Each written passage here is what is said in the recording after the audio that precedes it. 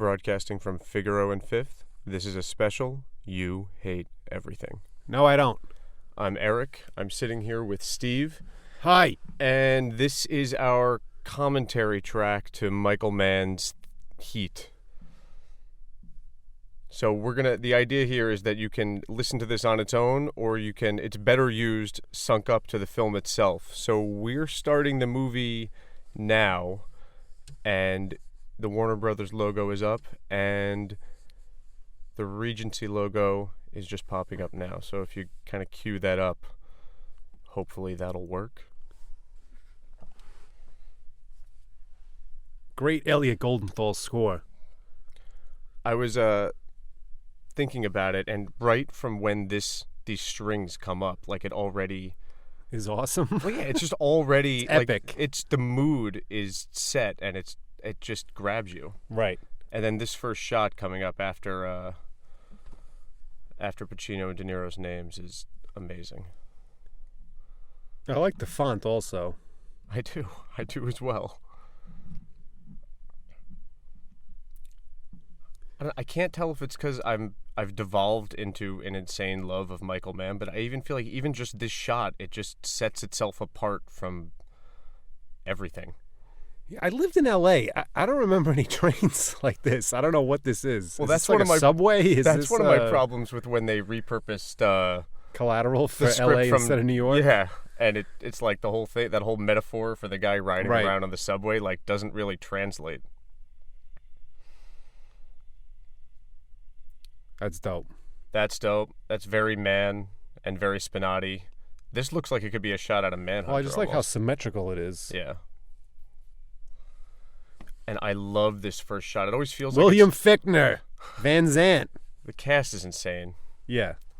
As Natalie Portman's name comes up. Not Natalie Portman. She's fine. You know what? I love this shot. I just love like the super shallow depth of field and the way it's almost like he comes out in slow motion. Yeah.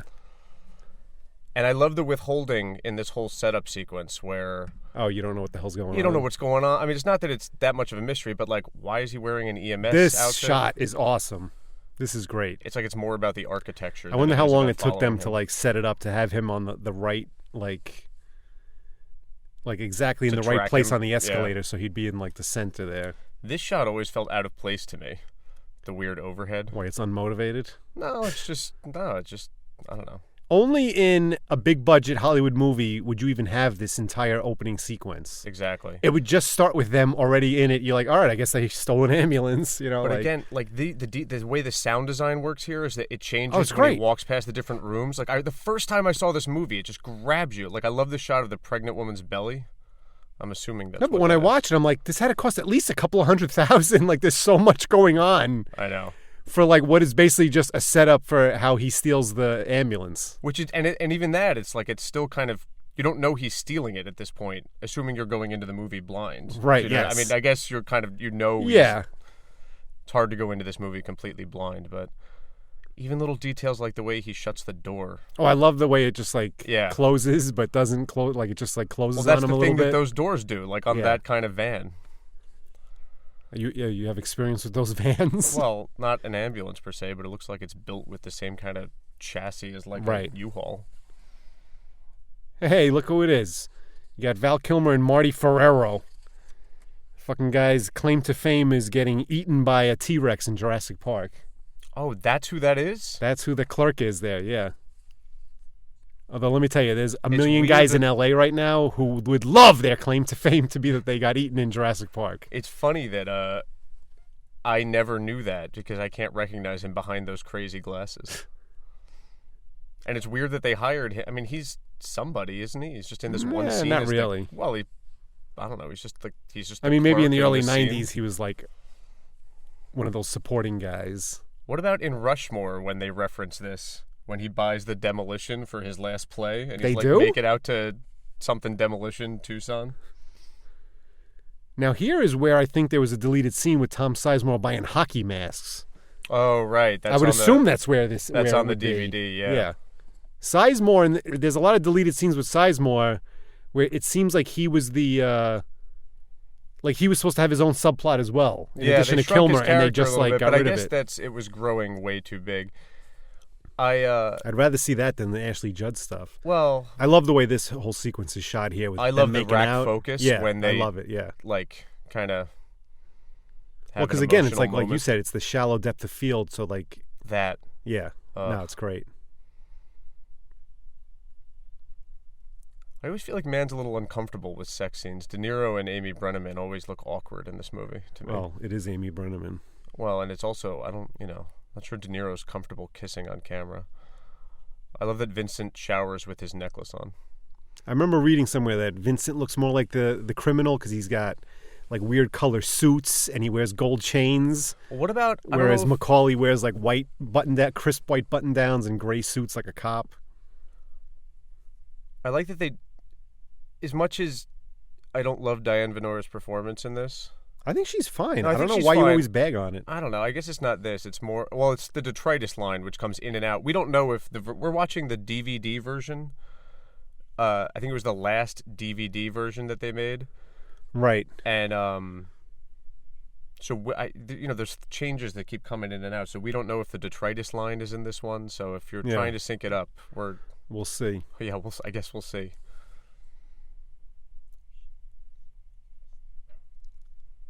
I don't know what kind of accent Pacino has in this. It's very weird. Well, what about that thing? Phrases. I don't know if he said it or if someone told me, but like there was a thing. It was part of his motivation and his character development that he's been stealing cocaine from the evidence room, and that's why. Where did you read that? I never heard that.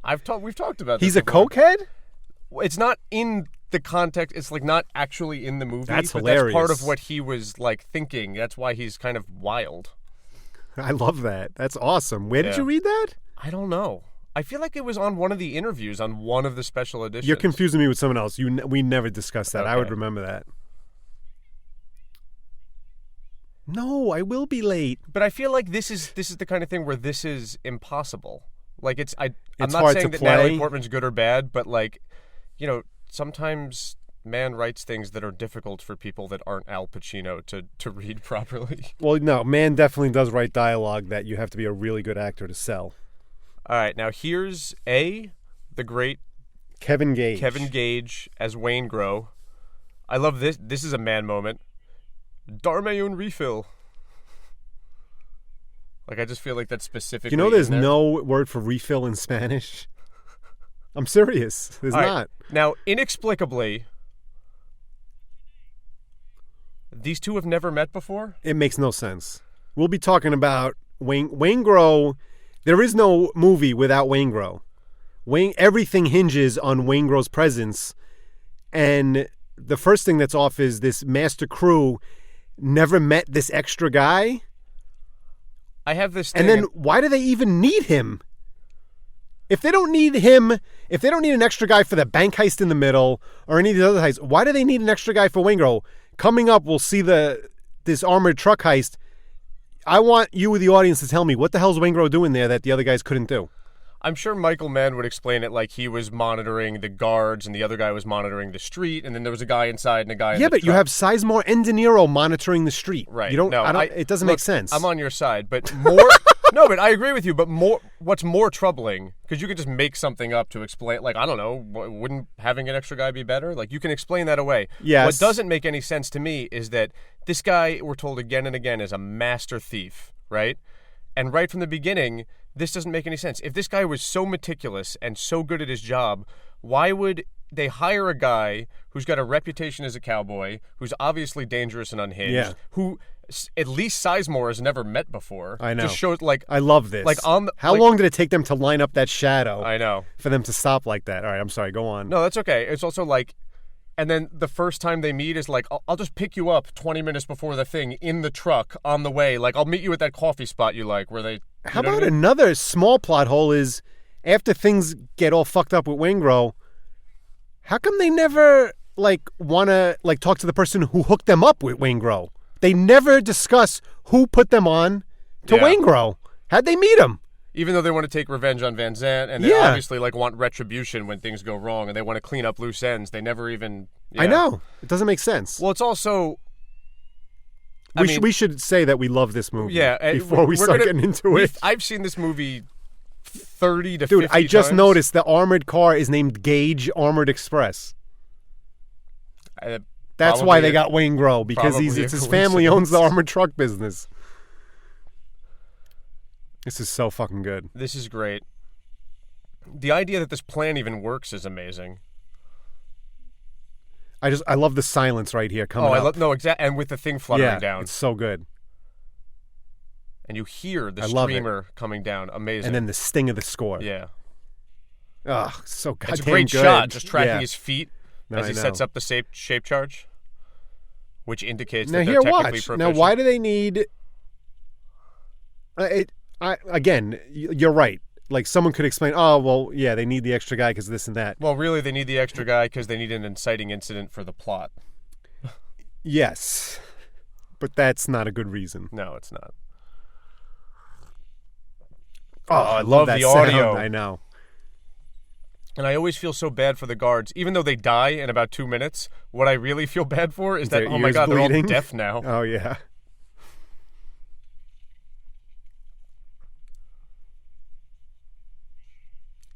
His performance is amazing, though. Who? Waingro's. Oh, Waingro's great. I don't know how the actor hasn't really done anything since. Even in little moments, like even just little things like where he was just like, he's so amped up to go and grab the guys. Like he's like, the other guys all feel cool and calm and collected, and he's like angry and, right. You know.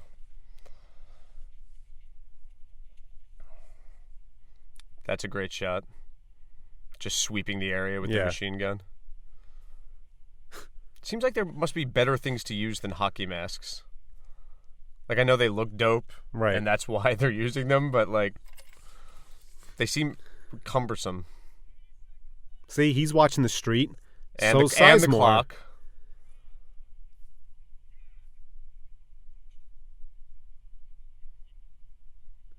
Now, how the hell does the homeless guy across the street hear him say Console slick? TV man across the street heard him say slick there, and that's another thing that, like, that's I love the thing that shot. I love the straight-on shot. Where he's staring straight in the camera. Yeah. It's amazing.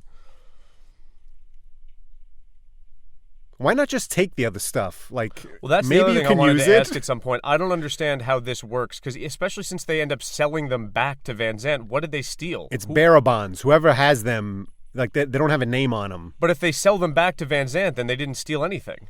They're selling them back to Van Zandt for less than they're worth. When we get to that point, I'll explain it. Okay. I got to see it, but it makes sense.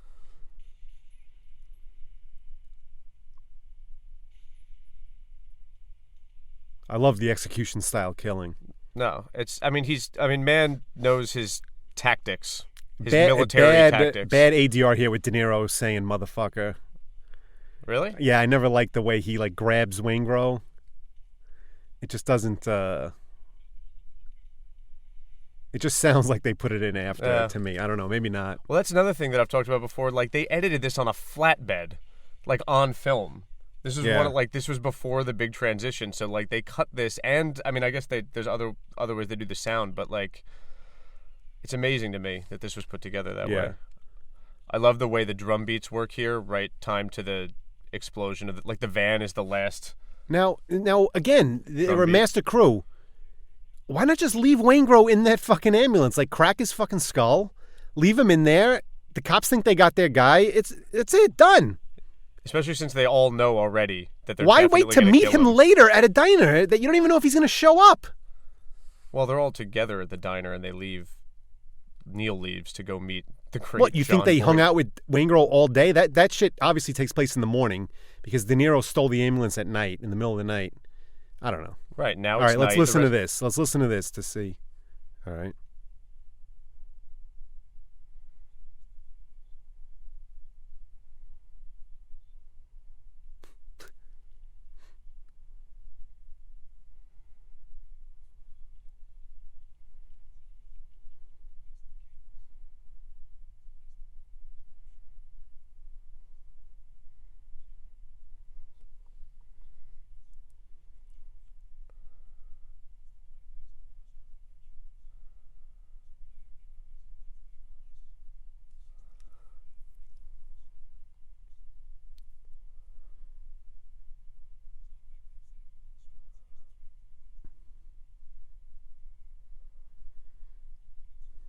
I guess on the street they wouldn't get 60% of the value. I guess that makes. I mean, I don't know. It doesn't. Yeah, it doesn't make. I'll just assume it makes sense.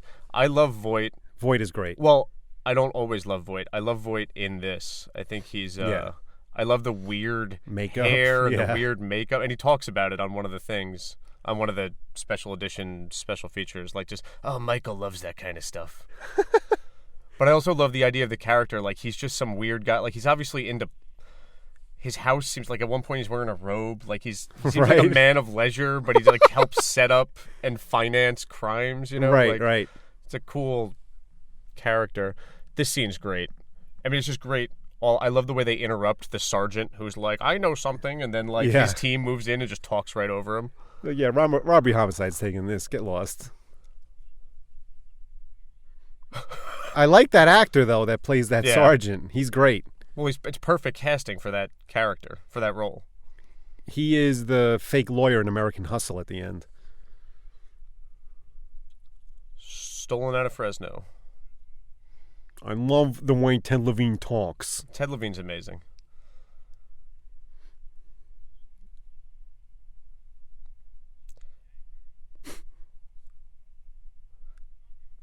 See, I just feel like there's other people who can't.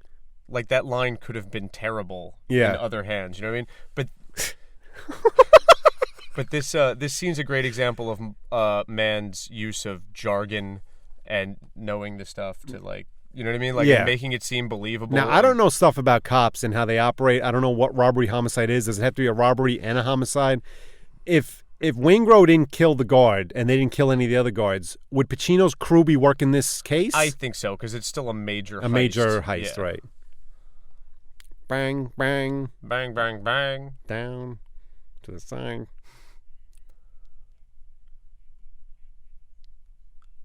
I love that it's not just Vincent, but like his team is like a crack team. You know what I mean? Like, or at least the three guys, not the guy that ends up in a sling. Schwartz? Yeah, Schwartz is like the young guy who they're trying to train, but he's obviously like, it's kind of implied that he trained them. Well, Schwartz is another one. Why is he there? Because he's just part of the team. I know. Yeah, but someone created the script. Right. Like, you don't need him. He does nothing in the script for the most part. But he, like, fills in the team. There's, like, a young guy and there's three guys. I don't know. I feel his dialogue, scant as it is, could have been given to a couple other guys. Well, yeah.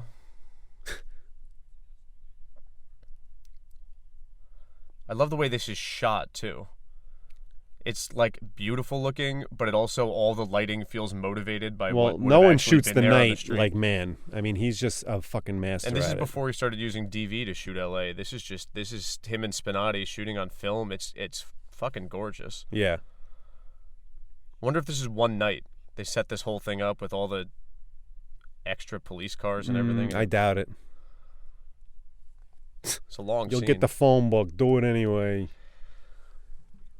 The first 30 minutes of this film does a pretty good job of setting everything up. Like, even that scene after he makes love to his wife, and it's sort of set, like... Yeah.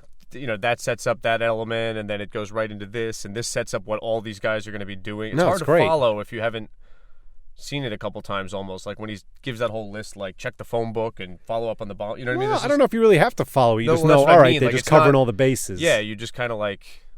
I don't know. I feel like other films might try to explain it better. Oh, that's good pie, man. Waingro gets the best pie. This is... So they're master criminals, totally cover all their bases. They know they're going to kill this guy, so what do? They meet in a public place, and he punches him in the diner where there's, I don't know, 30 witnesses to that, and before they kill him in the parking lot. But I love the look Sizemore gives well, it's worth it for the look Sizemore gives him.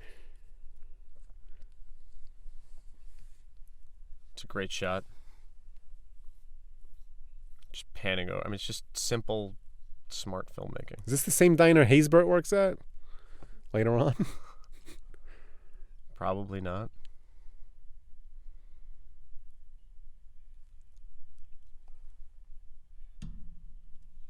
Ugh. I love that. I also love his terminology. I had to get it on. I had to get it like it's a like he's fucking somebody or something. I know. Like,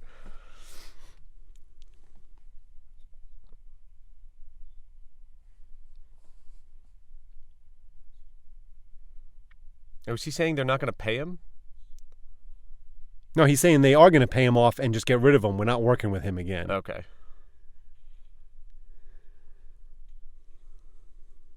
I love that they keep him surrounded the whole time. I guess they paid the check before De Niro got there. So here's the second thing they try to do in this movie. Kill Waingro. Also unsuccessful.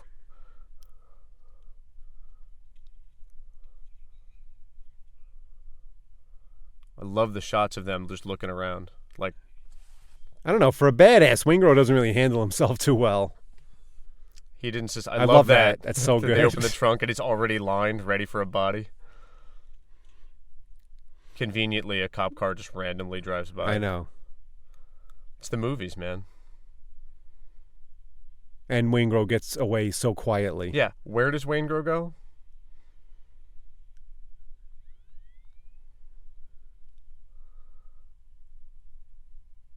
Although the chase looking for him is pretty cool. Crowded parking lot looking under. I love that they all know. Like they without him saying, right. like, he got away. Like they all just know and they start looking right away. Now, coming up here is one of the things I most want to ask Michael Mann if I ever meet him. What is this shot? Oh, of the grass? Transitions? I know, I love it. Well, it's like raining. What is this? There's water falling. Is this the end of that scene? Is this the beginning of another scene? Or is it just a shot that he put in the middle? There's water pouring down. Right. You can see the puddles on the bottom right of the screen. What is that? Well, they had to wet down the street, like... And here, it never rains in L.A. so much as it does in movies set in L.A. Here's it's not a Michael Mann movie unless your protagonist stares pensively out at the water, thinking about something. Masculinity. Love this rack focus to the waves. Oh, it's great. So good.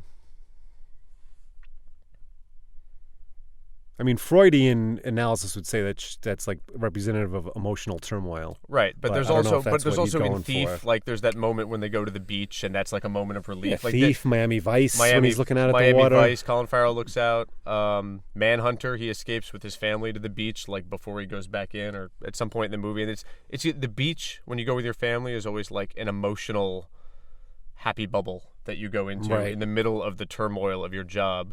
But then there's also a separate thing where characters just stare at water. Like Russell Crowe, when he has to make his big decision in The Insider, stares out at the ocean. Good Lord, you're terrible. Yeah, I really... This subplot has never grown on me. Well, the subplot itself isn't a problem. I mean, you need a reason that... You need Chris to be desperate to pull the job when the heat comes down. You need somebody... Yeah, you know what I mean? Like so right, yeah. And it makes sense. He's a good thief, but he's got problems. You know what I mean? He's a gambling junkie, whatever. But it's really just her. And he's great. No, Val Kilmer's awesome. Is that a wig or is that his real hair? I was just thinking the same thing. Maybe it's like hair extensions. I love that he smacks that picture on the way out the door for good measure.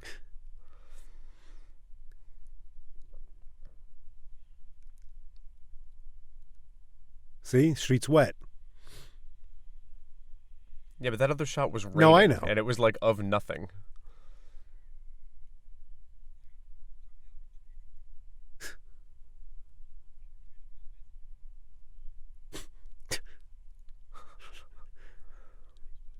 It's also not a Michael Mann movie unless people are just on the phone with each other all the time and then hanging up without saying goodbye.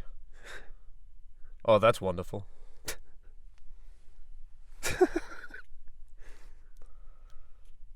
Mid-90s cell phone.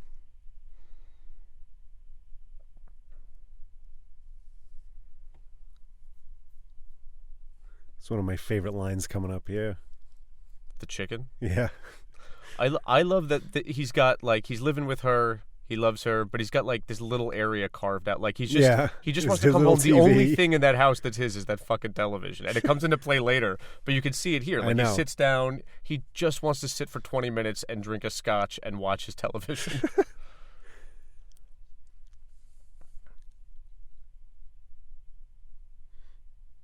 I don't know.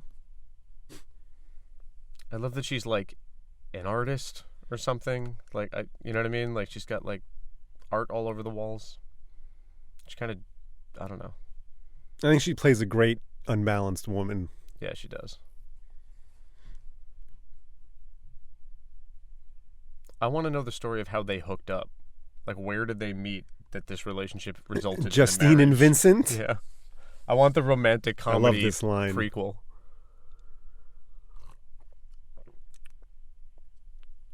Chicken. And he just leaves it on the table. He feels bad. Like, he realizes right in the middle of saying that means something to her. Yeah. And he's like, shit. That's another recurring theme is you can't have both. You can't. Right. In the world of Michael Mann, you can't have a family and be good at your job. Yeah, it's one or the You other. can have one or the other. And that's something that plays out in all the storylines here, Yeah. especially De Niro and Breedan. I don't know. I wonder if this casting was better instead of Amy Brenneman, if this would also work a little better. I don't think she's bad. I think that she's just too mousy for him. Or something. I don't know. There's just something I don't off understand. about it. It's weird. The attraction doesn't make sense, but who the character is, she's right for. Yeah. I think maybe the character it's slightly unbelievable that he would fall for her, and that somebody that's as smart as he is would think that this would ever have a hope of working. Right. Graphic design.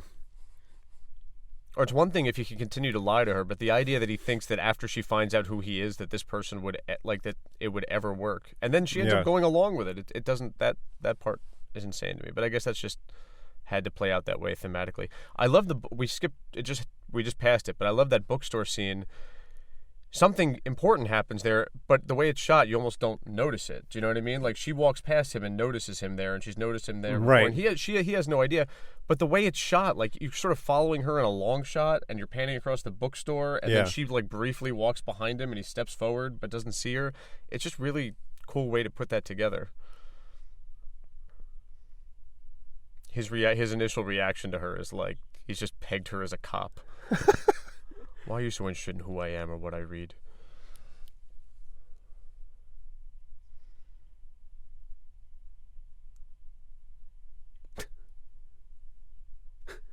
He gives another look to make sure.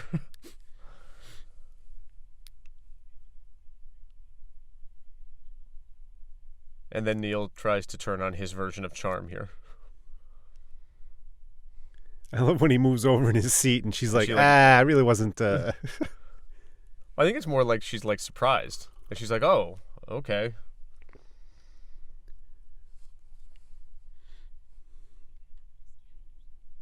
She didn't want to do it. The role? Yeah, they pushed for her. She's in an interview I think it's on this set too. Because she was hot shit at the time. But she was uncomfortable with the violence. Like she's like this character, I think. In some respects. And she really didn't like it. She read the script. She thought it was all guns, and it made her uncomfortable. And they had to convince her that she was like, that's why she has to do it. She's like the soul or something that can save. See, that's Neil. why he should pull a Woody Allen and just send them the pages that they're in, because then she'd have no idea what the hell's going on. She'd have no clue what movie she's in. Well, there's a story about that. About what's the actor's name? I can't believe I'm blanking on his name right now. But he's in Happy Go Lucky, the Mike Leigh movie, and he plays the character's driving instructor, and he's like crazy, and they worked on all those scenes together for that movie, and he thought they were making like a Taxi Driver movie, and he was the star, and he's only in 4 scenes, but he thought that like as they developed the character, this music cue is great. I love this transition here, the one that transitions us into the worst green screen in the movie. It's awesome. I love that both of them are in focus. It's jarring and it's weird, but it's awesome because LA looks so good at night. She would never be able to afford this place working at a bookstore. Right. But as that aside, there's nothing like looking at LA from up in the hills. Scotch Irish. I love that man does these bios. Who in the universe talks about their family like that? Appalachia. I love it. Got a father somewhere.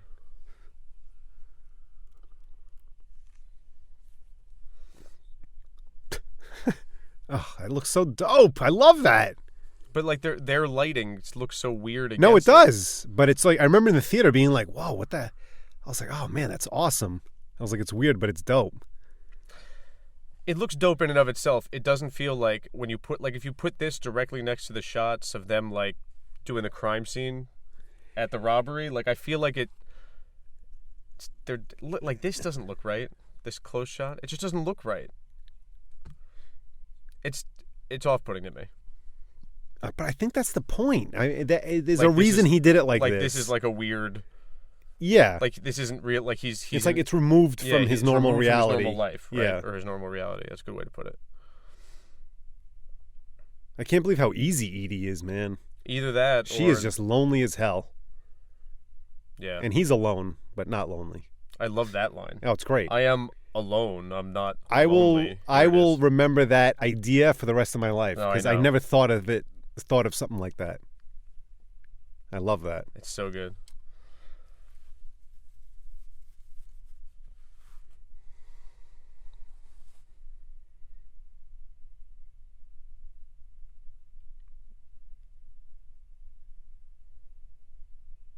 Oh, this score is so good. I know. And it's so Mann. Like just like a Yeah. I don't know. Elliot Goldenthal called it like a guitar symphony or a guitar orchestra or something like that. Like he used like 6-7 guitars layered on each other. It sounds like 80s and it sounds like it's from the future. I know. And it sounds perfect for the mood. He takes so much flack for his music sometimes. I think his use of music is bold and I think he understands how it works emotionally. Yes. Like so well, more than most people making movies. And it's unique. Like his sonic landscapes are always. And it changes from movie to movie too. Sometimes within the same movie, he'll have 4 or 5 different composers, and sometimes I read that he'll have 3 or 4 guys composing the score for the movie and not tell them that someone else is also composing. That's amazing. And he'll just use the cues that he likes the best. Like You for the ends shootout, Goldenthal composed a whole track. And then Mann just threw it out and decided to use Moby, God Moving Over the Face of the Waters. Which is amazing. Amazing. I love this. What is this location? I love this location. Well, it's like a dogfighting ring or something. Something. It's just great. So this is the point at which I feel like that just ended was like the first act. Like everything's in place now, and now we're moving into this bit where like, okay, now they're trying to track him down and get a hold of him. Yeah. And figure out who he is. So now we're in kind of like a new sort of movement of the movie. This scene is amazing because this is his first real like. I like this shot how it goes around and then it comes to meet Pacino like, again. Even just the here. Decision of not following behind him. Yeah. You know what I mean? Like going around the opposite way and then great. swimming in swinging in front of him. This is like a chop shop and a dog fighting. It's just like low rent criminal enterprise central somehow, and he's just there eating breakfast.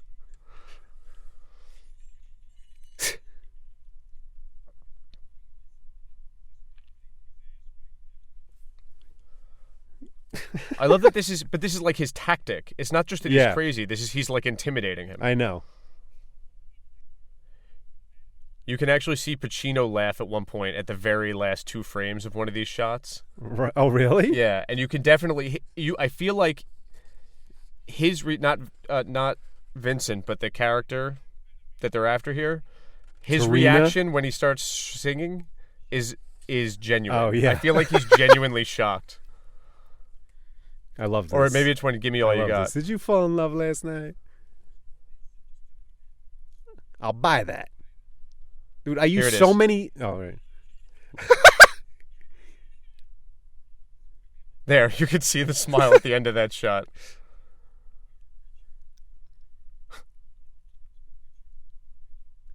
Now, he in Phoenix.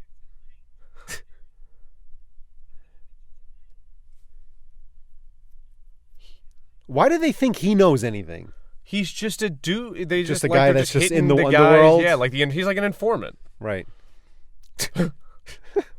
Look. Oh, that's bad ADR. Yeah, that was really bad. It's really bad. I never noticed every time that. now. Yeah. But his reaction there, I feel like, is genuine. I feel like I almost thought our DVD was out of sync for a second. No. Wow, that was bad. It's always been like that. What? How do I not notice that? Because you're just in it.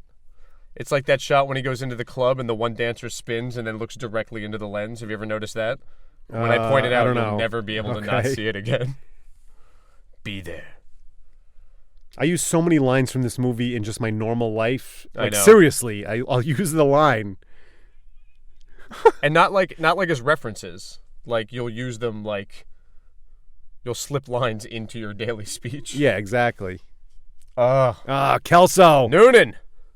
I love Noonan. I love that his beard character's gives in a great wheelchair with this crazy beard. Like, just like... He's great. He's in one scene, and you can tell, like, he did a whole, like... I know. He, like, invented this whole thing. Noonan's amazing. This location is also sick. No, this is... And supposedly this is, like, a super dangerous area of Los Angeles, and they were all, like, really nervous that they were going to get killed. Look at that, with the highway behind them. Two telco and a cellular. I just grab it. Well, that's another thing. It's like, okay, so he's so thorough, but he's like, where do you get this information? Oh, it just floats through the air. I just grab it. That's like, not an answer to my question. Why doesn't he follow up? He's just like, all right.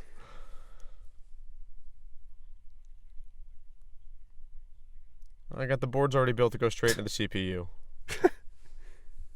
I love how confident Kelso is too. He's not even making eye contact. He's just like,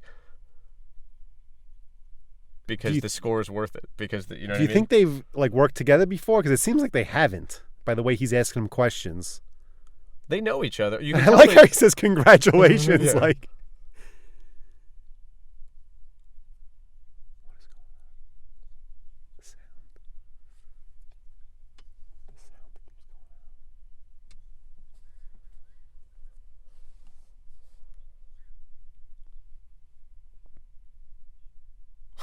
Henry Rollins is Van Zant's like henchman. Hugh Benny. This is the first time I think I ever saw Fichtner in anything. Me too. From now, he's always Van Zant. I don't care what I see him in. I was like, Van Zant. Such a great actor.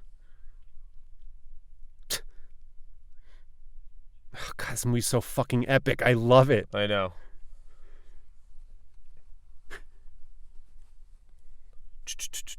He's not even, doesn't even care. I'm going to kill him.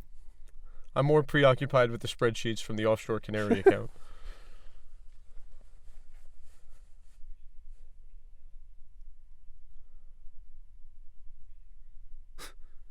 Look at the look he gives him.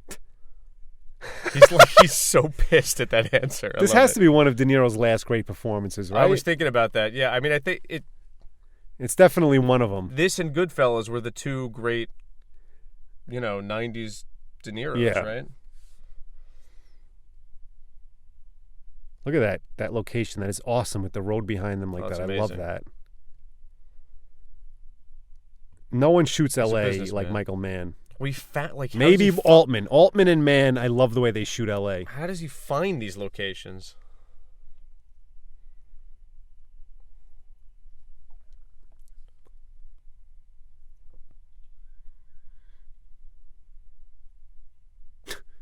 What is that thing on Val Kilmer's elbow? This has been bothering me for 20 years.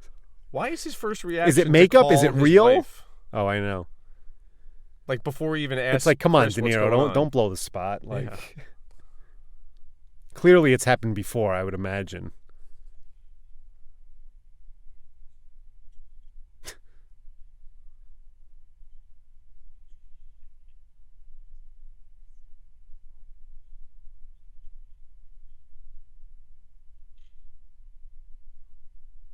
No, but seriously, what is on Val Kilmer's elbow? I don't know. Do you think it's makeup? I love that he passes out drunk and he just got it's just him, a pillow, and his gun, which he immediately picks up and puts in his back pocket.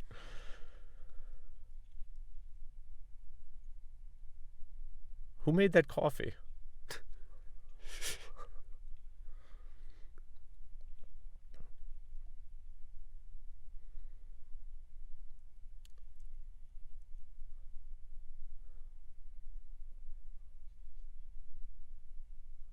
With That's everything great. we've been doing?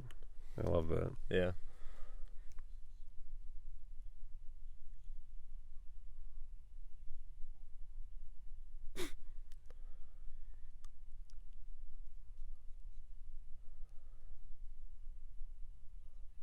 Oh, I just noticed the elbow thing. What? You've never noticed I've never his, seen his that before. bubble elbow? What is that? I don't know, but it's freaked me out for 20 years. I love this. This line is great, obviously.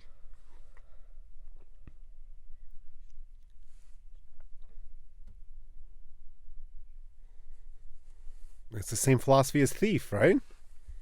It's As soon as Michael Mann's. Prosky's onto him, that's it. I'm dropping everything. It's Michael Mann's philosophy. Yeah.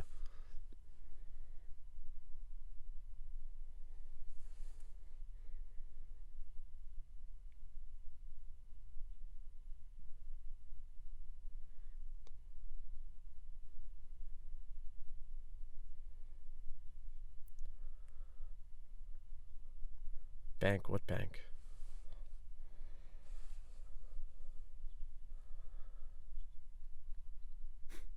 I like that he went to the bookstore to get a book about the platinum that he's going to steal. Like Right. he's just like doing his research. You know what I mean? Here we go. When I first saw this movie, I thought this subplot was terrible. It is now my favorite part Well, of the movie. it just makes the movie. I love it.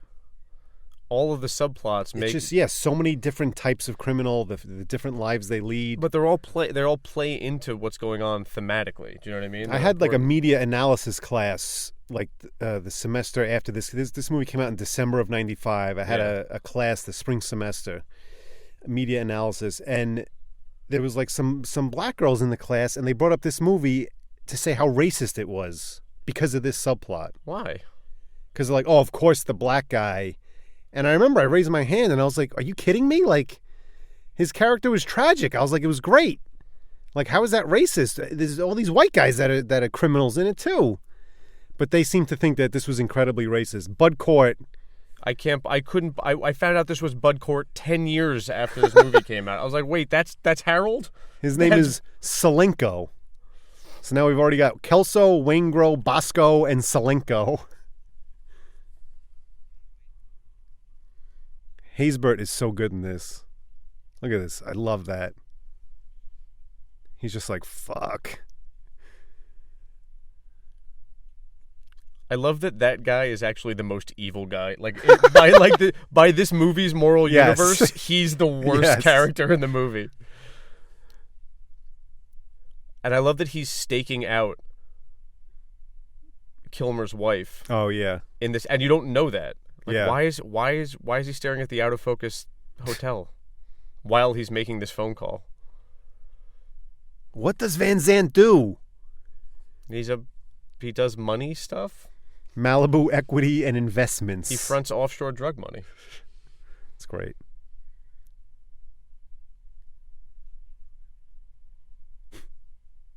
Henry Rollins will call you back from another line.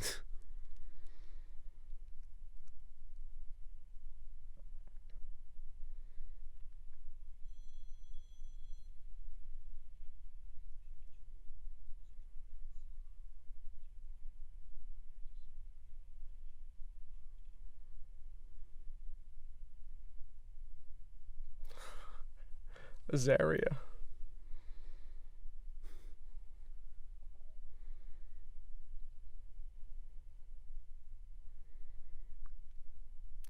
Nice ruse. Just use the housekeeping. And she just opens the door. This is probably her worst acting in the whole movie when she says, I'm sick of it. I'm sick of it. And when she's also supposed to be scared here. Yeah. And he's great, De Niro. Yeah. And she can't match it. That's part of the problem. Oh, God. Oh. I mean, just rough. And you know that's the best take. I know. I'd love to get an honest assessment from Mann what he actually thinks of Ashley Judd, not the PR bullshit where he's like, oh, she's awesome.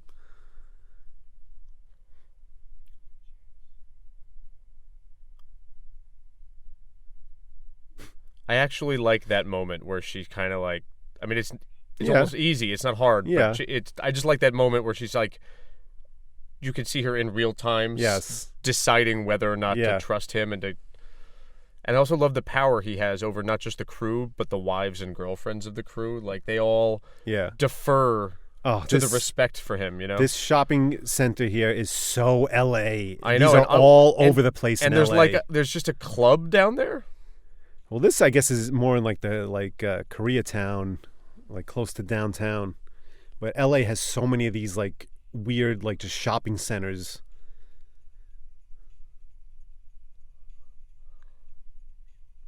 And I love that he knows like all the bouncers. I know.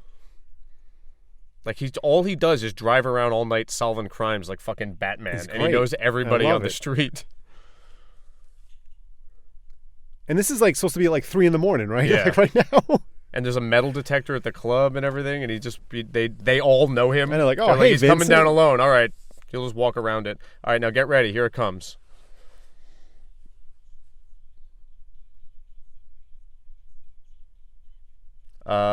So as he goes through the crowd, this guy's going to spin.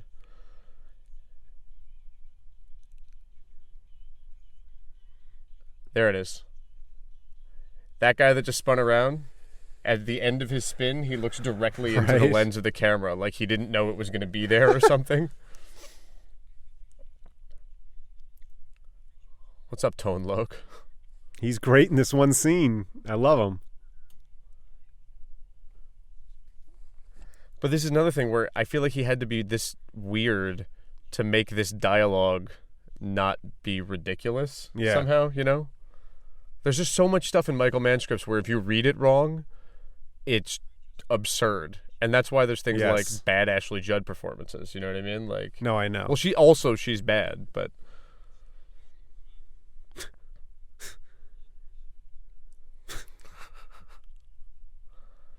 I love the way Pacino chews gum. And tell me about him. Say what? Say what? Like, you can tell it's a piece of gum he's been chewing for like 3 hours. Yeah.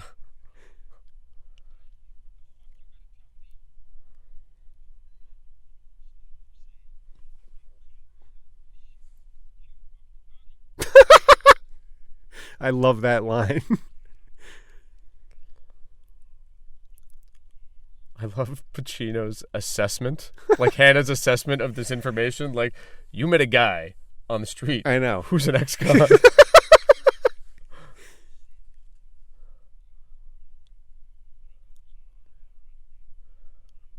Also, I have a hard time imagining Chirito meeting this guy and making a big deal about how nothing's going on. Yeah, like, totally, I know. Like, I don't buy that, but it's cool.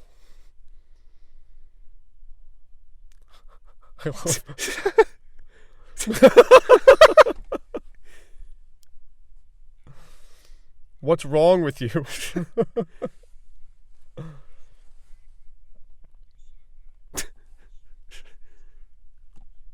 That's right. I use that all the time. Over fucking whelmed.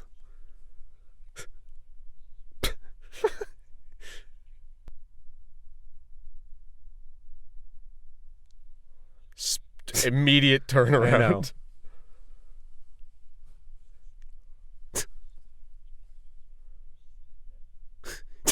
I love this. Tell me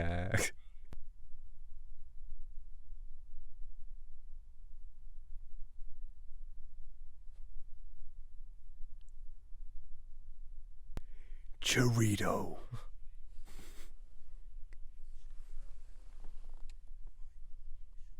Now I wonder if Vincent actually makes the call and the guy's running the chop shop for him now.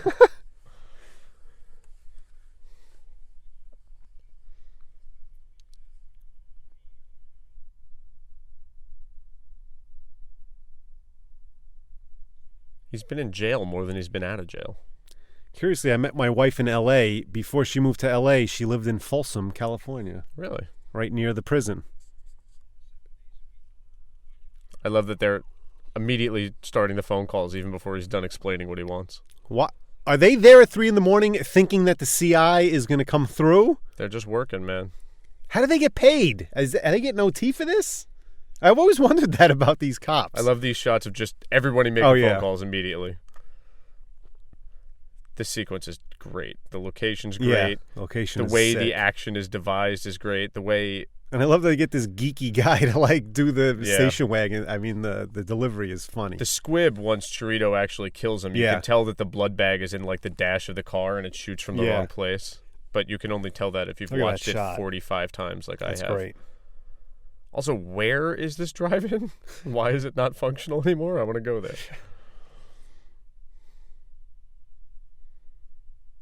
Even the package Yeah, is great. I know.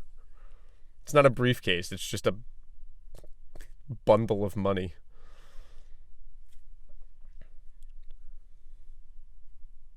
I love how the guy's thrown when De Niro starts giving him instructions. What do you think Van Zandt told this dude when he's like, "Yeah, I want you to get in this white truck." Like some guy with a machine gun's gonna be in the back. I love the way it's set up so we don't know where all of Neil's men are. You're right. That's reveal. You know what I mean? That's like the reveal. That's the Yeah. withholding of the information.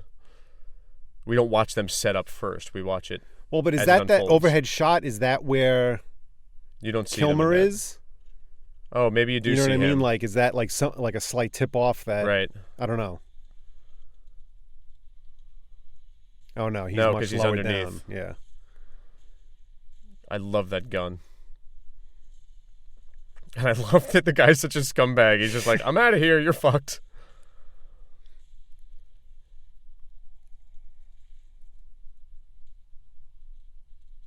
And that guy's like already just a mess. I know.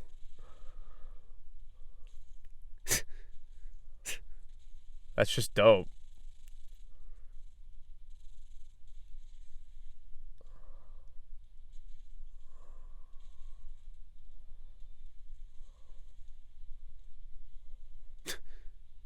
I love when he comes around the corner here. I know. It's Oh. great. So good. You can actually see the blood Yeah. just shoot up from the bottom. It's not the dashboard. It's actually in the seat. Dunk.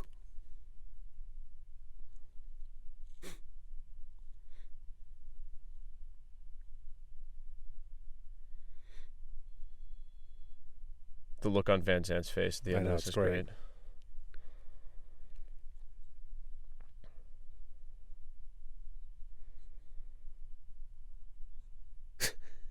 So that's how you're going to play it, Roger?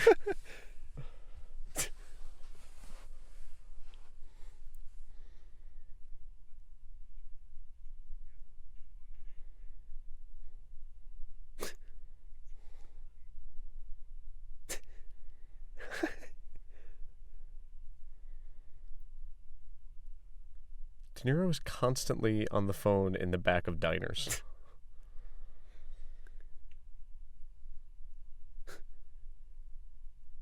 If you pan down, you could actually see the shit coming out of Van Zandt's ass right now. Kilmer was smoking in that shot. Is that the only time we see him smoke in the movie? I don't know. And I love that this section has the mirror Yeah. dinner scenes with both guys and their crews.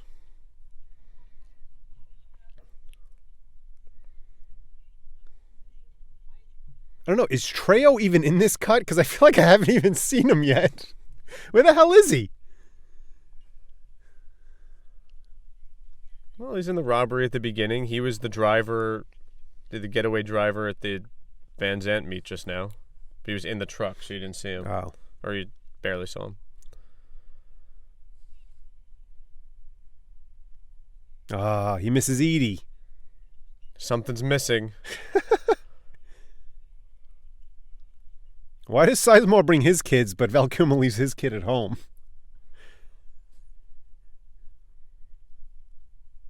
Look at that menu she's designing. She's got a pretty dope place for a girl who works in a bookstore. Who's done 2 menus Yeah, and a couple of CD menus cover. and a CD. How many days do you think it's been since they banged? I don't know. 2?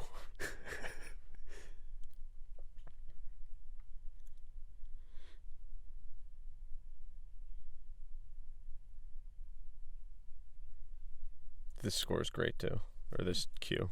Yeah, I think this is like Ultramarine. Oh, this is the Ultramarine track? I think so. Was the Passenger song the one that was playing in the club? I don't know. And I love that they're on them already, and they have no idea. I know. That's a great reveal. Yeah.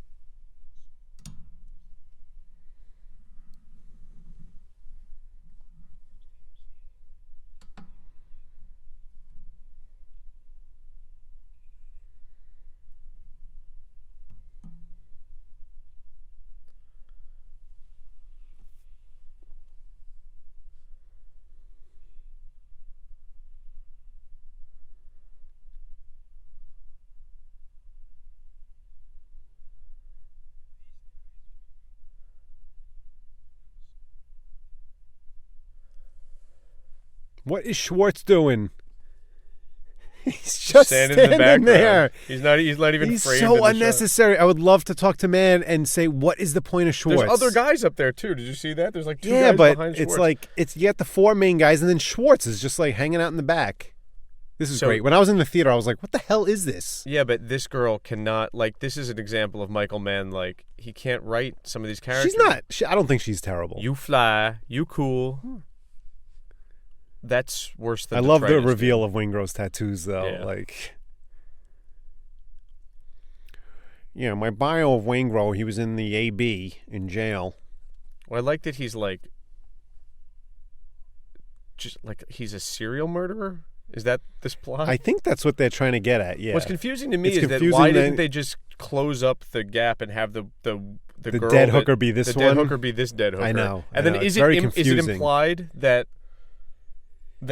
was also one of Waingro's kills? Yes. And also another thing that doesn't make sense, why is Vincent Hanna working that? Because he's got a bunch of cases.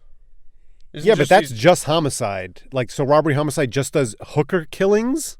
Yeah, I don't know. Like serial hooker killings? Yes. It doesn't seem like it's a big enough deal. Here's my favorite cut in cinema history. Grab her head, pull it out of frame, open a beer bottle. It's great. It's so great. It's like, it's what Eisenstein used to talk about. The idea of, like, the idea happens in the cut. It's right. like, she wasn't literally decapitated, I but know. that makes you feel the violence it's of great. whatever happened to her. Like, it's nothing. It's just a cut. But I know. It's the greatest cut ever. That's amazing. Now, how does this bartender hook him up with Van Zandt? Or I guess he hooks him up with Hugh Benny. Right. But, I mean, I guess there's just a criminal underworld, but I don't know. It's like Van Zandt's like a money laundering guy who's like a businessman and a front. What use would he have for, like... muscle. I mean... I guess. He seems Waingro to have would be muscle that like- he trusts already. Yeah, I don't know. Like I said, Waingro is a problem in the movie. Yeah. He doesn't really make sense. I love that Bosco just, like, kisses his wife's breasts in public in the restaurant. And I love this scene because it makes you love feel... this. What story are you telling, Ted Levine? Turn his eyelids inside out.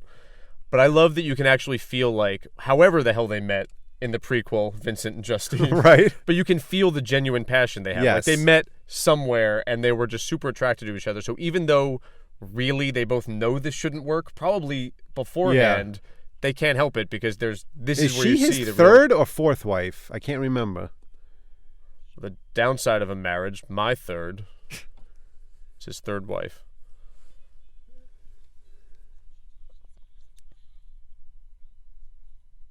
His name's Vincent Hanna. I was dating a girl named Hannah, and I saw this movie for the first time Friday night, opening night, with Hannah. And I was drunk on Zima. Remember Zima? I remember it existing. It's also just weird because this is obviously that night. Yes. I love hearing the neon as the camera pans past it. This was very confusing to me when I first saw this movie. But it's such an amazing moment. Like, I love... No, it's good, but I didn't know what was going on because she's clearly not the girl we just saw. Yeah, no, that's very obvious.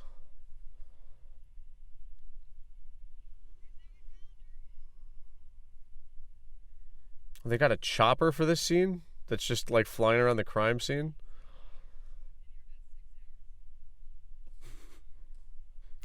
So are we to assume Waingro killed 2 girls that night? I don't understand. Or this one was just found. I don't know. I mean, it's never actually... No, it said she's been here 6 hours.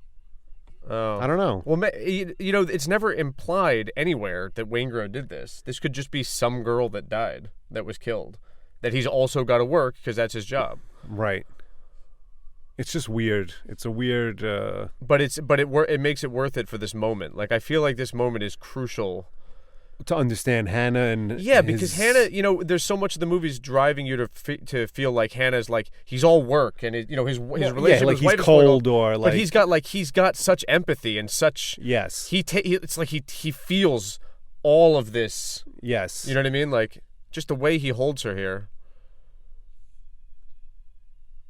No, and then it sets up the next scene where he's like, I got to hold on to that angst because that's what keeps him going. This might also be Pacino's last great performance. No, he's great in The Insider. Oh, right, yeah. And Devil's Advocate came after this.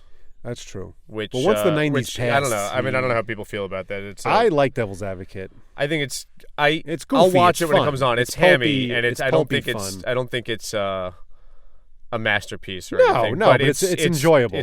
And he gives a great over-the-top performance. Yeah, it's great. His speech at the end is great. You love that speech. It's good. Large quantities of chocolate. Why didn't she let Bosco take her home? Why is she sitting in a restaurant while like the people are cleaning up? All right, here we go. We get to find out if the detritus line is in here.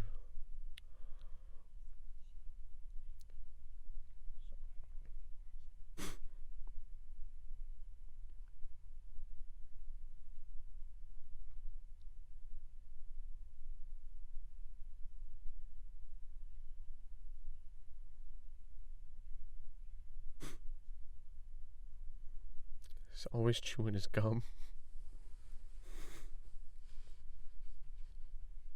Baby.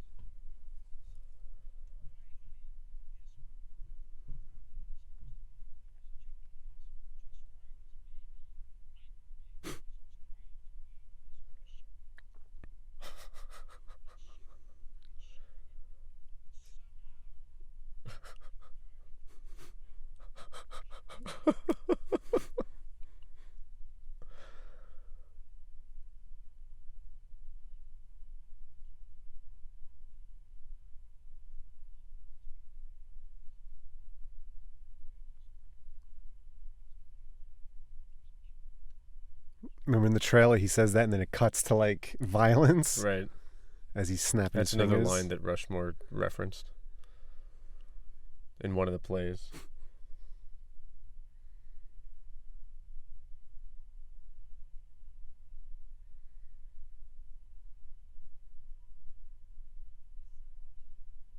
Yeah! It's not on the new Blu-ray. So what, is it just cut to her saying you read the terrain, or is this whole thing cut? Like, I got to watch it when I get home and see. It's different. Michael, I love you, but if you could just leave the theatrical on every release, just leave you the can version. put your new stuff on. That's fine. Just give me the version I like fell in love with. I feel like he removes things that he's embarrassed by. Like, I think the detritus line became like a mini, it's like not a meme, but like people reference it all the time. Like, people talk. I mean, like, maybe people he is, that, but like, it's great. I think it's an awesome line. I think some people make fun of it, and the same thing with that one line from Last of the Mohicans, where Daniel Day-Lewis is just like, they're like, "We thought you weren't joining up, Nathaniel," and he's like, "I didn't. I just dropped in to see how you were doing." And it's like, well, it's weird that he talks like somebody from 1989. I love this. This scene is great. She met the manager? I love that line.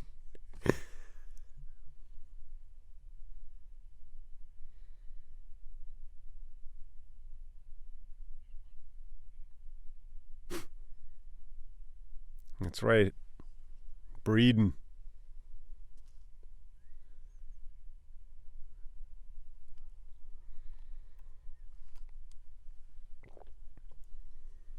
No, this stuff is amazing. No, it's racist.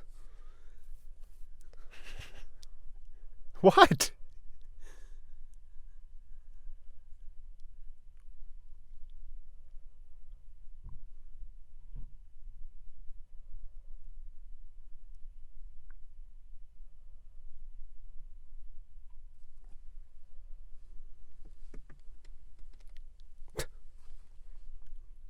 Where is she talking about? Aspen?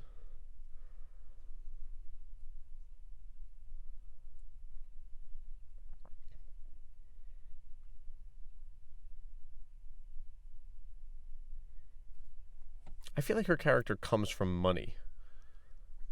From Appalachia? I don't think so. Well, they immigrated to Appalachia 200 years ago. That doesn't. She went to Parsons. But well, yeah, that's true.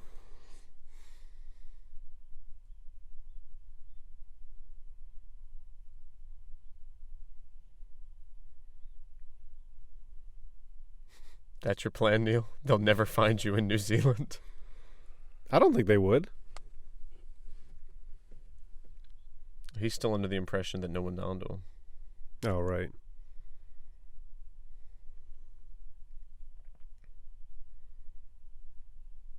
You come and go. You've only been together 3 times. But how once they have his picture, how would they not know who he is? He's been in prison. Well, they do now. That was the first time they saw him outside the restaurant.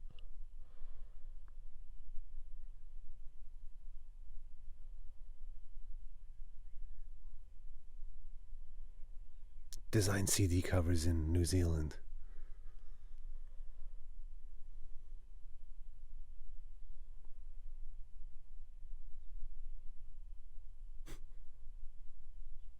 He's thinking about his credo. He's thinking about the maxim he lives by. He's decided to ignore it. It will be your downfall, Neil.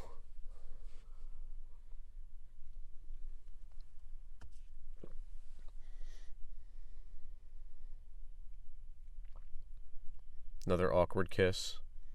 Let's make sure we advance this subplot. Can we get a sad-looking Natalie Portman real quick sitting on a bus? Looks like a soundstage, even though I know that's probably shot outside. Hey, isn't that your stepdaughter? Bang a Yui. No, she called him.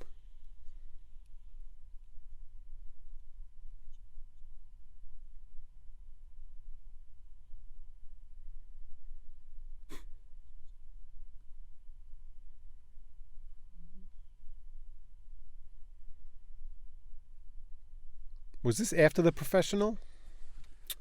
Must have been.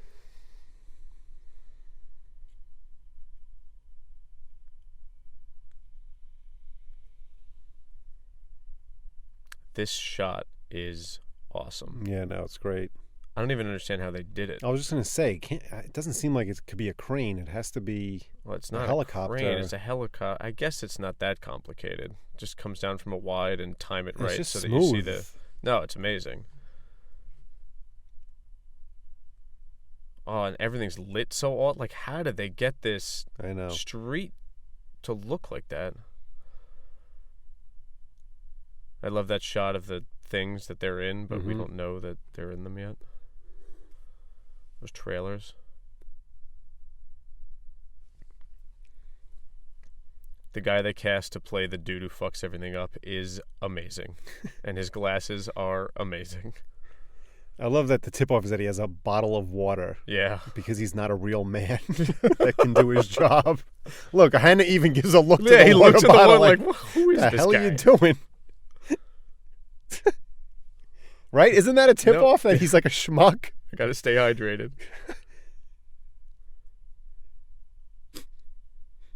And he's not disciplined like Vincent's team. Like, they know to just stay quiet. This is the job, and he's pacing around being an idiot.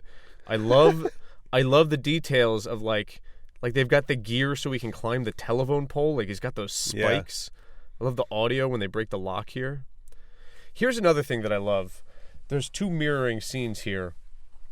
This one coming up when they first see each other, even though they don't really see each other, but they see each other on a screen. And then at the end of the movie, well, I'll talk about it when we get there, but it's another, like, just homage to cinema. Like, the thing that becomes the reason why Neil gets killed is because there's light behind him that's passing through him that casts a shadow. He, like, makes a movie that Vincent sees, and that's what, like, he's killed by cinema. Right. So, like, that's the end of their relationship. At the beginning of their relationship, the first time they see each other, they're not even seeing each other. Right. They're staring right at each other through a screen. Right. I don't know that it means anything other than that. Right. But it feels like that's... I mean, it's a really cool image that Hanna has, like that heat image that's just white. Yeah. Like, usually it's like that predator vision or whatever the hell. Where are these guys? This is like the SWAT team that's just stacked around the area waiting for the go-ahead.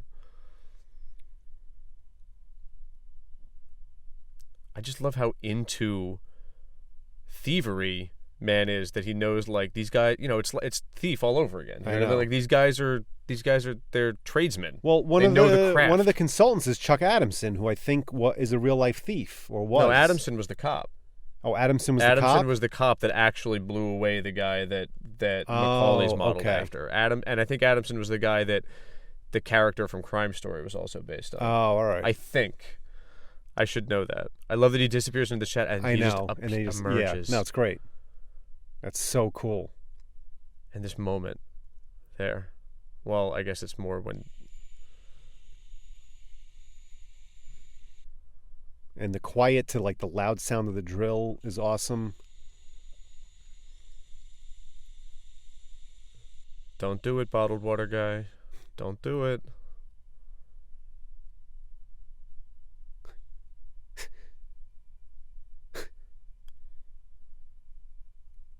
This.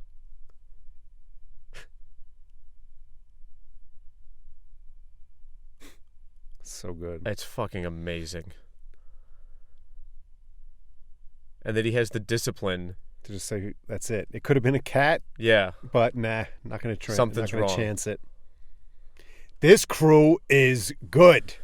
And then I don't know how believable it is that, like, so they let him walk away because they don't want to take him on a bullshit charge, right? They didn't steal anything is the whole thing here. But as a result of that, there's a massacre in the streets of L.A. has never, you know what I mean? Like, and it seems like there's enough circumstantial evidence to say these guys are pretty crackerjack at what they do. Like, they're not like some, like, amateurs, like B&E artists. Like, why not take them and try to break them in the interrogation room and get them to rat on the other thing where they have 3 murders? I know. But, you know, that would make for a short movie. Yes. So I'm just saying, this guy that lets them, that's pissed about it. He has a point. Like, well, I don't think I'm on Vincent's side theoretically, but in the aftermath of the bloodbath, that guy's got to be like, Vincent Hanna's got to be removed because he is reckless. I want to see that sequel. Yeah. I love Bosco's like, I don't know, it's your call. I love this speech.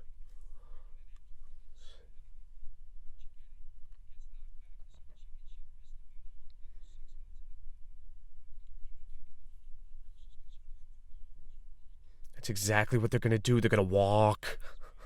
Yeah, why would that cop take heat if Hanna's in charge? Well, that guy's like head of SWAT. Right. That guy, they have like different bosses. Do you know what I mean? So like he's working under... Right. Do you know what I mean? It's like you hired a crew to do the, you know what but I mean? One guy is in charge when they're actually on the stakeout. Yeah, but when this guy goes back to work at the building Right. he works in, and they're like, "Why didn't you take that guy?" I don't know. This guy Hanna. I love the look of this guy. He's almost like indignant. Like, what? Come on. I was standing for so long.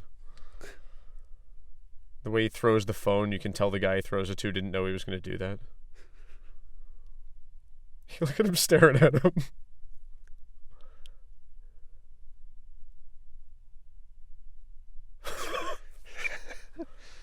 The sun's coming up. That they shot that right at dawn.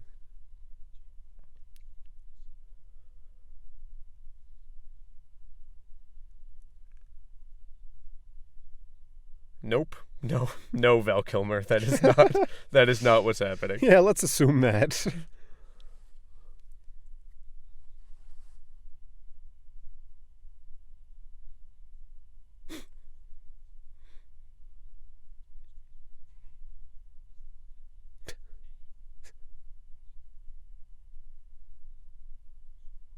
This scene is amazing.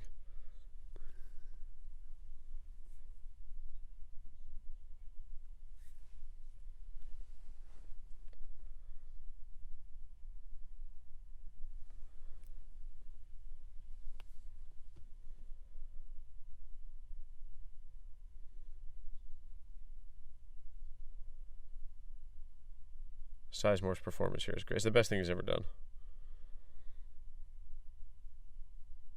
Yeah, I mean, it's one of. I mean, he's not really bad in anything before he went off the rails. But I love this element of his character. Like, he doesn't want to. I roll with you, Neil. You're smarter than me. Like, he knows. Do you know what I mean? But come on, he's got T-bonds. That De Niro set up for him. Do you know what I mean? Like, Right.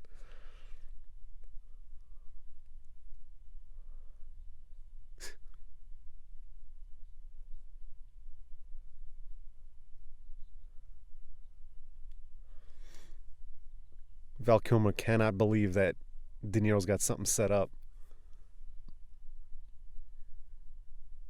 And De Niro tells him the right thing. This. Yeah, but then he's got the best line here.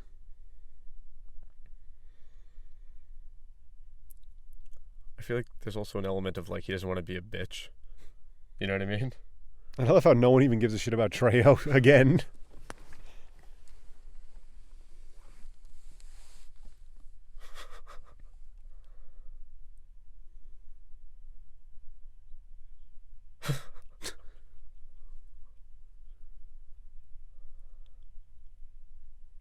That's a man line. Yeah. All right, let's go. We got a lot of work to do. I do this for a living.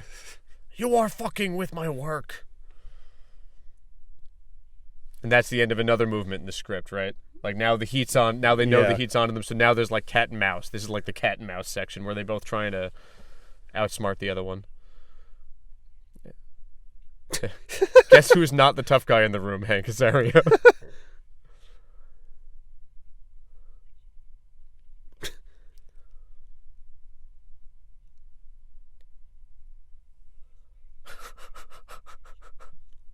I love that guy.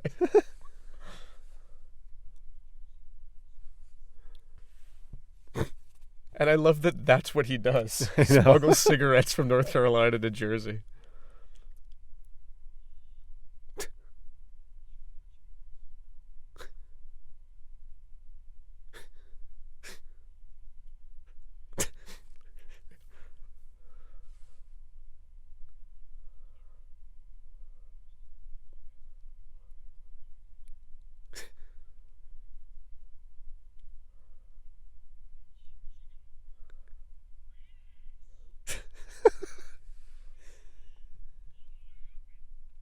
I love that piece of spittle that lands on Pacino's lapel. So that ferocious aren't I line that we just heard? Yeah. If you're watching this on a Blu-ray at home, you did not hear that. That's not on the Blu-ray either? Ferocious aren't I removed. Oh, and he's not come on camera on. when he says it, so it was easy to pull Right. out. It doesn't affect anything, but I couldn't believe it. What did that affect? That's Vincent Hanna is too self-aware with that line. This scene is amazing. Yeah. Just the BS, like, Yeah. there's a road here. There's a road over there, too.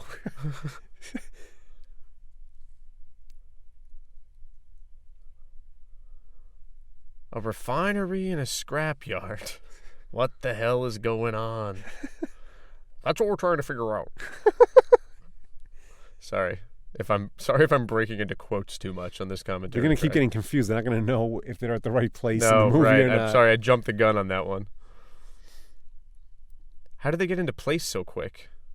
If they were just tailing them to this location. Yeah, it's true. This, like,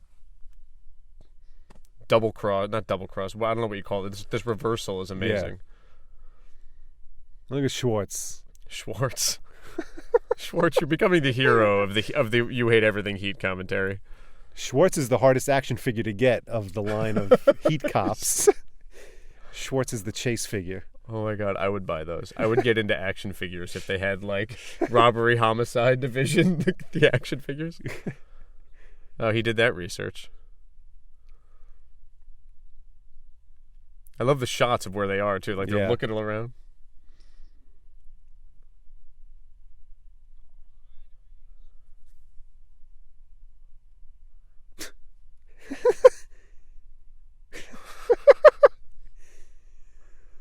I love Levine's voice. He's so I good. think he can't breathe through his nose or something because it's just like that's how it sounds. But this is amazing. He looks around at all, like, the high points and all the places, and, like, he knows. Yeah. He's as good too. Do you know what I mean? He is good.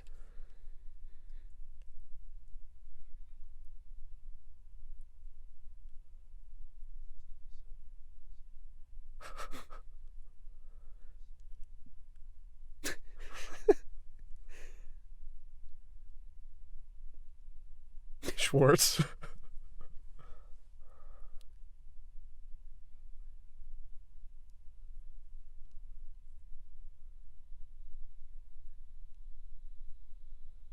Good music here. Yeah.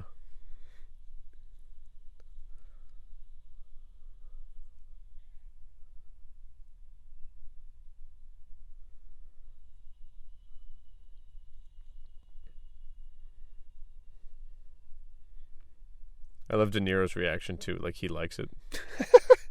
Well, you just think, he's like, he enjoys the cat and mouse game. When he also, like, on some level, like, oh, he figured it out. Like, right. You know what I mean? Like, he knows that Hannah figured it out by his reaction, and it's kind of just making him happy. And his reaction is hilarious. I would love to see a movie of just Jon Voight's character. He's so fucking cool. He knows everything. He's got his hands into everywhere. I love his explanation of Hannah. Yeah, I know. And, like, his assessment, which is spot on. Yeah.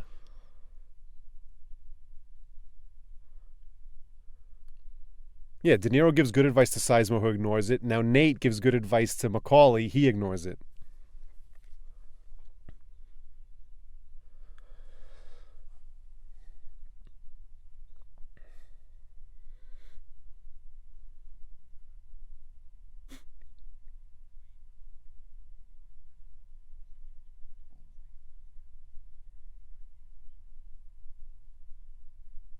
Hey, Frank.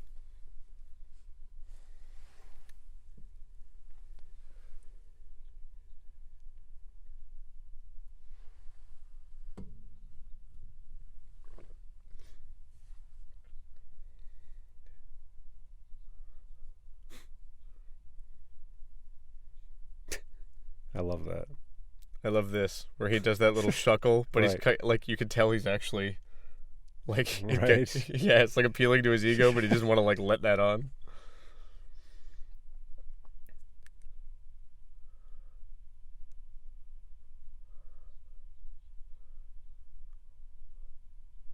I'd love to read that file. I know. Because Mann actually, like, drew up that whole Well, you can thing. see, like, Detective Drucker's Yeah, name in there. I Like, know. it's got his whole team.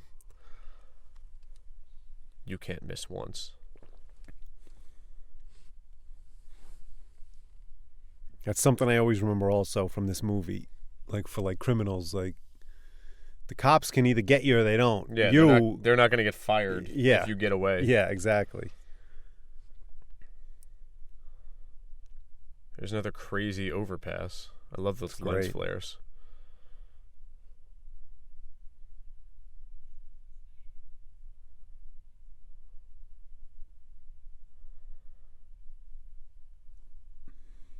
This house is awesome. like for her, like for the character. It's right. It's amazing, and it sets up the great line later. All right, where are you going?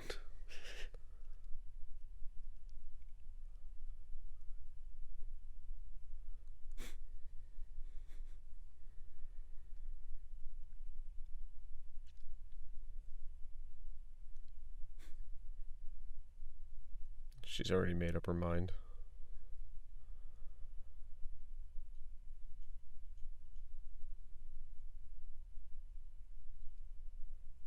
She's supposed to be smoking weed. Yeah. She says later that she's stoned on grass and Prozac. Yeah. I'm going to do the dishes. I'm not doing the fucking dishes. I'm going back get out. in the helicopter. I'm going to work. I'm going to go have coffee with Neil. How you doing?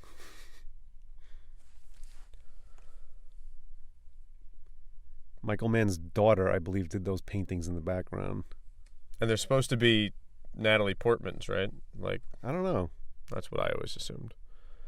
But even that little scene there is just like, that's Michael Mann in a nutshell. Yeah. Like, guy comes home, relationship falling apart, looks at the dishes, starts the dishes, fuck it, I'm going back to work. Like, Right. that's like most of his movies in one 30-second I love the way the lights sequence. bounce off these buildings. Like, it looks so cool. I just love that Robbery Homicide Division has an infinite budget. So whenever he wants, he can just get a chopper. I know. But, like, it's not... Like, this is like a... What if we just got a chopper and I asked him to coffee? Like, what if we just chased him? You know what I mean? We've got, like, 4 cars doing revolving tails on him and a helicopter. Two choppers.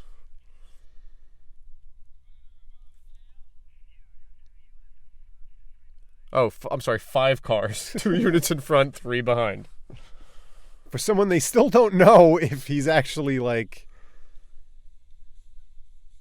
Hello, Moby. It's a great cue. It is, and They it's a cover. They cut the song off. The full song is great. The full song is great. It's a cover of a Joy Division song. But I knew the Moby version better Right. first from this movie, so I always, whenever I hear the Joy Division song now, it feels like that's the cover. New Dawn Fades.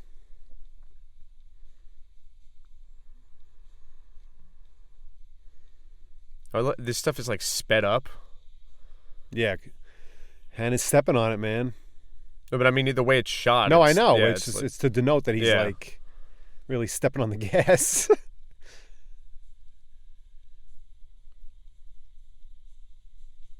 It's a great overpass also.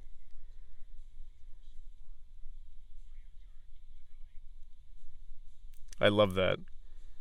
Like he can just drive 120 miles an hour, and he's got someone to tell him how far up the miles of highway he has to get to. There's nothing like driving at night with some electric guitar. You can't have a man movie without some electric guitar driving at night.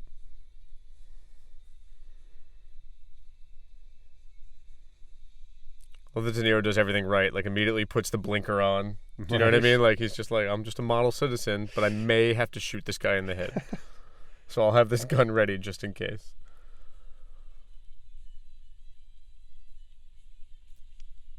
I love that Mann's got in his back pocket when people are like, oh, this is ridiculous. They would never get coffee. And he's just like, no, that actually happened. Adamson actually took the guy who was chasing out to coffee once and had this conversation. This is so Wild West, too. They've both got their guns. Yeah. Because they don't know, you know what I mean? Like, I don't know how this is going to work.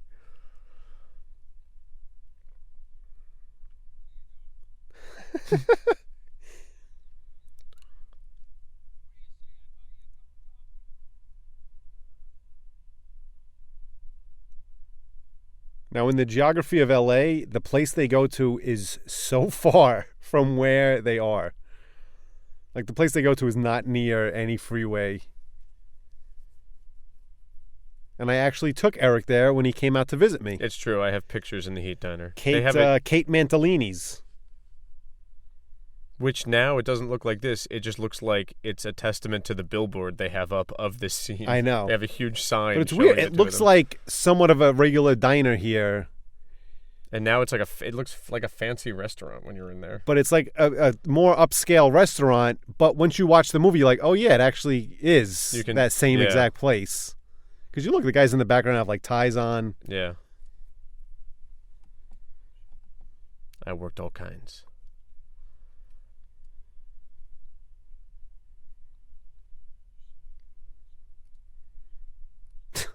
I love that. I love it, but it's still like I love it. It's Manny. It's man. It's like, that's such a man line. It's like it's actually not good, but somehow it becomes good because it's in this movie.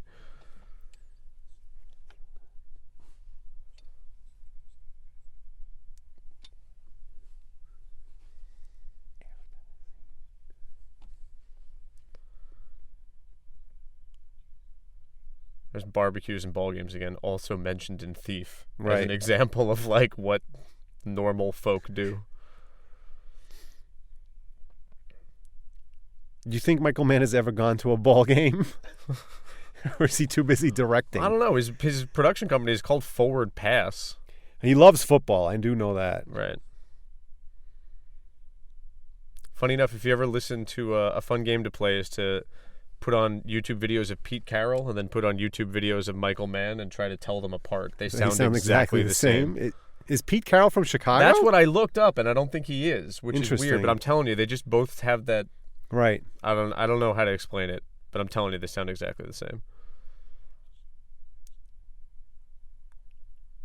So they had 2 cameras running for this to better capture the performances. 2 or 3? Because then they got the 2-shot. They don't use the 2-shot that often. They use it once. They're actually, for all of this movie's hype about this being the same time they're on screen at the same time, there's not actually that much of that. I mean, because did I read that every cut you see is from the same, like, take? I think I heard that. Like, he wanted them to be actually, like, interacting in real time. They wanted not, like, cut it together. To be real, yeah.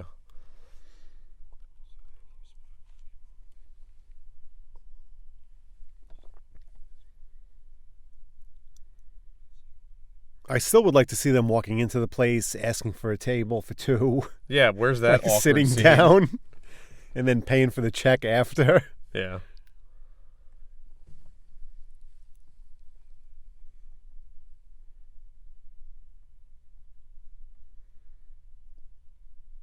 So fatalistic. One of us is going to kill the other one. Yeah. Seems kind of unavoidable. I don't want to do anything else, so I guess that's what we got to do.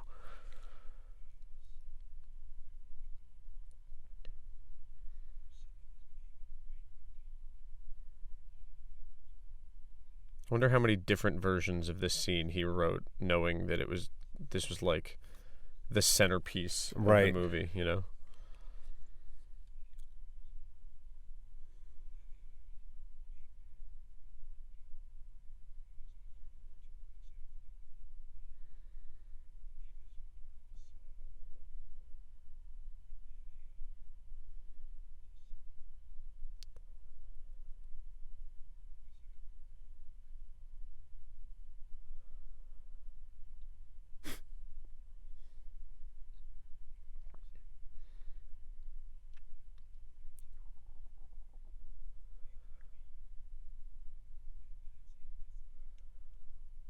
He's always snapping his fingers.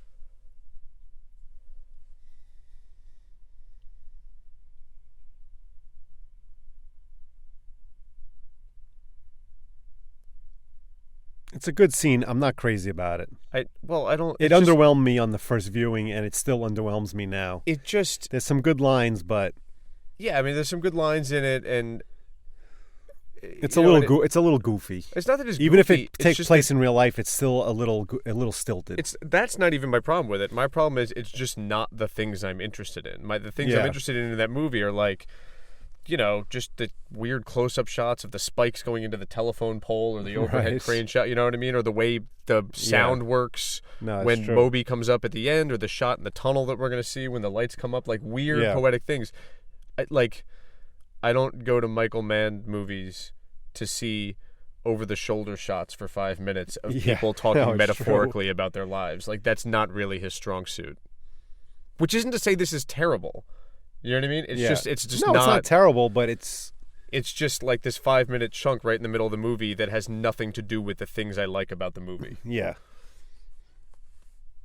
Right now, people are like turning this off, saying like, "What are you at?" These guys are they think like this isn't like the greatest scene ever. You know what I mean? Like people like I feel they don't examine it. They're just like, "Oh my god, it's awesome!" Like they're together on screen for the first time. Well, and it's like, all right, yeah, but you know, I have faith in our listeners. Does that mean our listeners love Righteous Kill? Only the second time they're on screen together. My father, who is an ex-cop, loved Righteous Kill. I still have not seen it. He thought it was great, though. I love this He also scene. thought this movie was great, so I don't know what that means. They dumped us. All of our surveillance.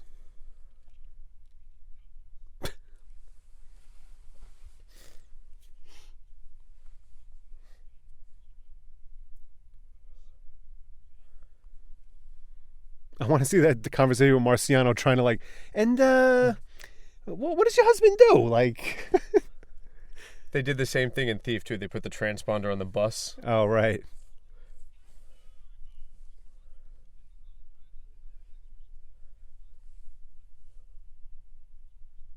He's gone. I like to think that McCauley almost agreed to the coffee because he knew he'd be able to then leave from there, drive to LAX, and dump them at that moment. So you don't think he was on his way to LAX to begin with, or no? That cut's great. I don't know. That cut's great. Where the fuck these people are? They're installing the boards that were pre-built to go straight into the CPU that turn the phones off at the bank. That's where they are.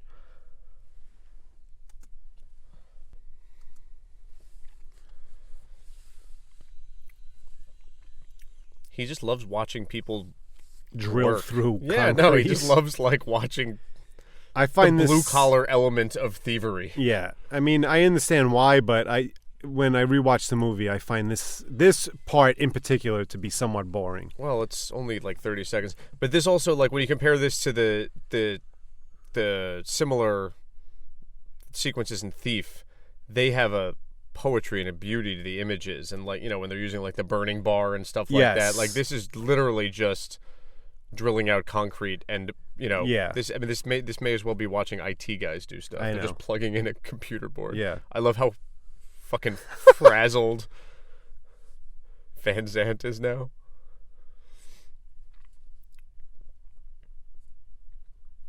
Oh yeah.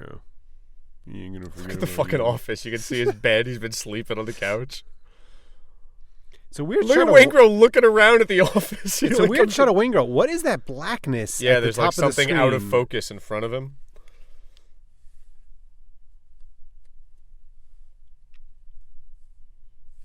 Waingro's the kind of guy that talks himself up a little bit. The actor who plays Waingro, Kevin Gage, actually spent some time in prison some few years after this movie, and they all called him Waingro in prison. I think that's awesome. That's an amazing story.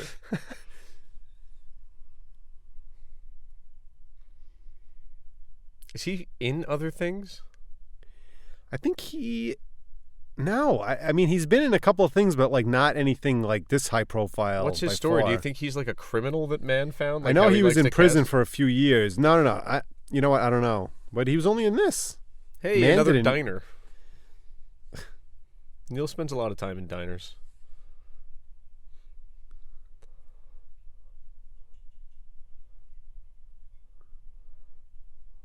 Well, at least Bud Cort promoted Haysbert. He's working the grill now. Every time I see these scrambled eggs he puts on the plate, it makes me want to go to a diner. Oh, so good and greasy and scummy. Hey, pick up!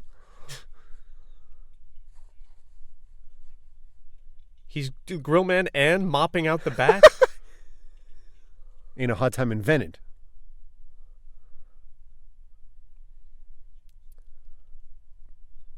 So I'm led to believe from this is that Trejo put them onto Waingro. Because had Waingro know where Trejo was to start this whole dominoes falling? Yeah, they go to beat up Trejo's wife. No, because Trejo's fine here. Yeah, but they got his wife. They're holding his wife. Okay.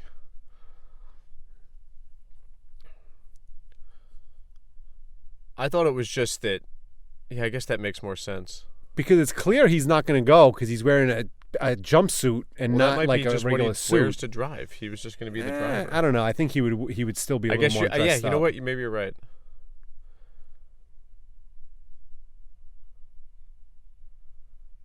Oh, and look now that you're saying that, I look at his performance and he looks nervous. Yeah. Because at first I thought that he was actually. No, he's totally setting them up. I love that line when he's like, "Did you check the slot for a work card?" Like that's a signal. He's just driving his car around. He's not in the car that would take them. Yeah. But when they said, "Did you check the slot for a work card?" Is that like a sign they have set up? Like if he goes in and drops like the punch-in card, that's a sign that something's wrong. Oh yeah, I don't know.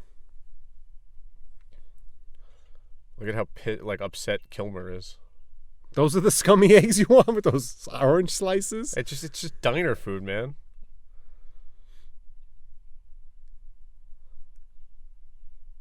This moment's amazing too. Oh, it's great. One of those things in life where it's just like I need a decision right now.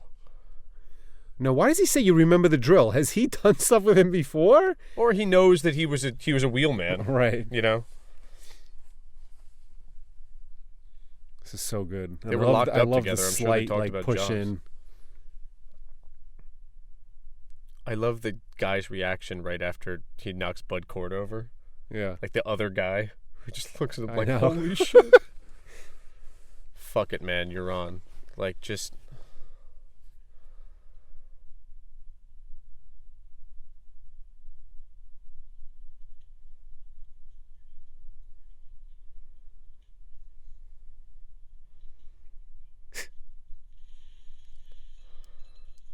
There he is, that guy.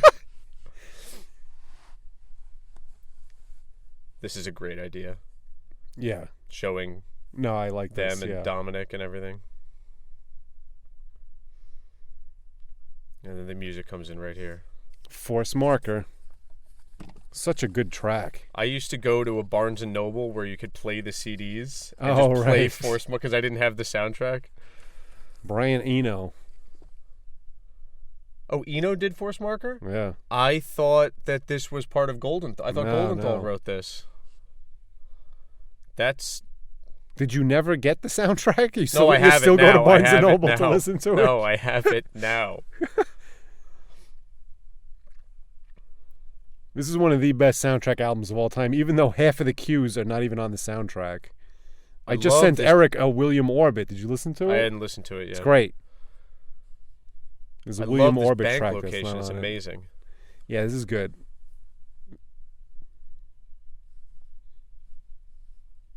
I think it's weird that Val Kilmer doesn't put his mask on right away. Oh, yeah. But I guess he knows that they turn the security cameras off, so it doesn't. It's more like just that if anyone notices him, and it's also weird that he puts this on and no one reacts quite yet. Oh, it's so brutal. I know. Just what do they call those? Like a sap? I don't know. And I love these weird nylon zip ties that they use to like Right. tie off their hands. I like that. Oh, I Zoom love is that. great. Zoom is awesome. This is such a well-constructed sequence. I wonder how long it took them to shoot. It had to be at least a couple of weeks. Well, they must have had come in and done rehearsals. Between And this is this just and, this. This isn't even yeah, counting no, the I shootout. know. They're using they're yelling as a tactical maneuver to keep people upset and confused. Oh, is that right? That's my take on it. I like that. It's a good take. I love his speech too. Makes so much sense.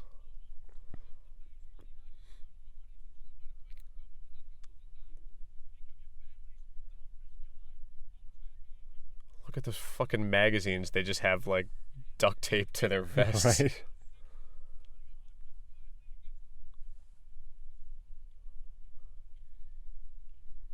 You had one chance, dude. Give me the key. What key? I'm not dealing with this. Let it bleed.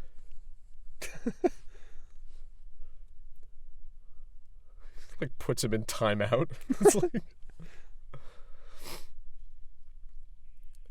I even love just the idea of like when you're stealing $12.1, $12.2 million, you need to bring super large duffel bags, and you have to slice the money, the plastic the money's wrapped in, and you know what I mean? And loosen it up so it's what does that look like? It looks like this. This is what 12.1 in cash looks like. And it's fucking heavy. It's a brick of money. Like, you can see the effort it takes him to, like, flip it over. I know. There's nothing else in the vault, or in that room in the vault. And Chirito's got that different assault rifle than the other two have.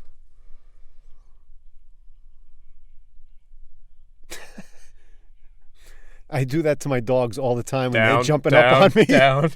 I say it exactly like De Niro does. I actually didn't know that that's what I was doing until just now. Down. Now, how do they get here so quick?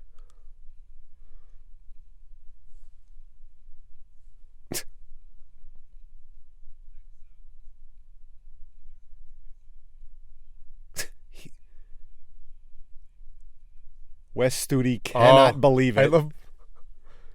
Bosco can't believe it. Do you see the way he slowly got out of his chair and then sprinted? I love the way I didn't see who it was. Oh, fix your hair, Sizemore. Gotta flatten it down. Nice.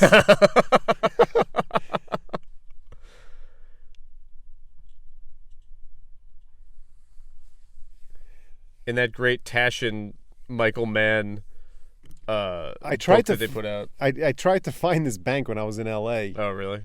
Using the Figueroa and Fifth. I saw things that looked like Love that slow motion. Yeah, that's great. He's just walking out with the machine gun like right by his leg. I know. Banking on no one noticing. I love this reaction he gives Haysbert too. Like, well, as soon as he says we did it, you know they did not do it. Yeah. They're already coming out. I don't know if I'm just a scumbag or what, but I get pissed that they don't get away with it. Every time I watch the movie, I'm hoping that they'll get away with it. Like, somehow I think it's going to be a different edit. Watch your background is a piece of police jargon that he must have picked up somewhere because he puts it in Collateral too. Oh, really? Yeah, when they're doing the assault on the club. What's going on? Down. And then he grabs one person. He's like, no, you, over here. I love, like, the flash cut when the bus moves and Val Kilmer sees. Oh, I know. And no hesitation. No hesitation. It's just, I'm killing them now. Down. That's what I say to my dog. I do it the Hanna way. Oh, poor Bosco. Here it is.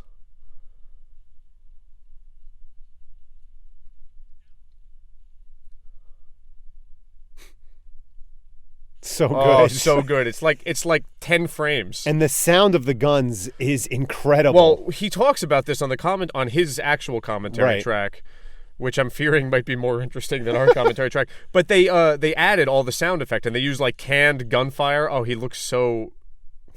It's upsetting the way he looks. Hanna's gun is amazing. And the echo off the canyons of the building is... Well, that's the thing. They originally used canned gunfire, and he went in to look at the edit, and he was like, this doesn't sound terrifying. Crap. So they ended up putting back in the live recorded stuff, and it sounds so scary. That is insane.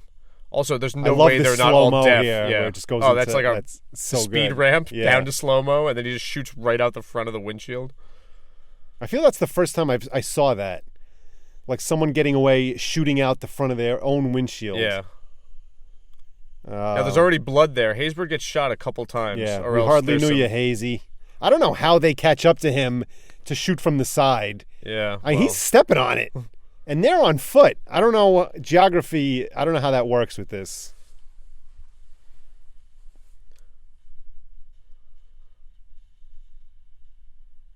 And I love that they move like tactically. They do this in Miami Vice in the final shootout too, where it's like they're trained, military men. Yeah.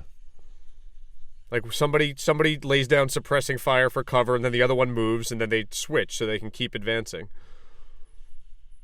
Oh, it's insane. It's great. I love when he's just turning around, shooting in the back, shooting in the front, and carrying those money bags. I know. And you can see, like, you can feel the weight of them. Although I feel like they're a little lighter. Yeah, they're a little bit lighter than they were in the bag. That's so good. I love that. Ugh. You do see a couple people Look get at this. shot. All like in one shot. I love that. No, I know. And he apparently had people compliment him. Oh, Like yeah? the people that trained him then complimented him on how fast he's able. Because he's Kilmer? actually doing that. Right, They're blanks. But that's an actual magazine that he great. actually loaded. And that's the Michael Mann thing, man. I'm sure he had them training for like 3 weeks or whatever. Sure. He even had Schwartz train. Schwartz is about to get clipped here. But he just gets winged. I know. And then he overplays he does the Belushi overplaying, getting knocked into something. Now, they really emphasize the damage to the cars and not the fact that really what happened here was they killed about 20 police officers. Yeah, no, I know. I love this. I love Sizemore's like, ugh. Like, well, you see him get nicked. yeah. It's a little extra bounce there, Schwartz. Oh, and then now he's got blood on him. And then I love you see him in the background, like making his way off the other direction. Oh. It's Wes Studi that takes him right in the chin. I love that Neil won't leave him. Although it's vaguely unbelievable that somehow whatever De Niro's carrying there weighs about a pound. Yeah. But you know what I mean? Like they don't really he's emphasizing all the damage to the cars because I feel like he doesn't want you to sympathize too much. Yeah, like he doesn't want you to hate them too much because they're still central characters. But they just machine gunned 20 police officers. But you see a couple guys get hit, but most of the shots, and even here, like there's that guy's obviously still alive, and there's lots of damage to the cars. Yeah, this is amazing. This is terrifying. He just runs into a supermarket parking lot.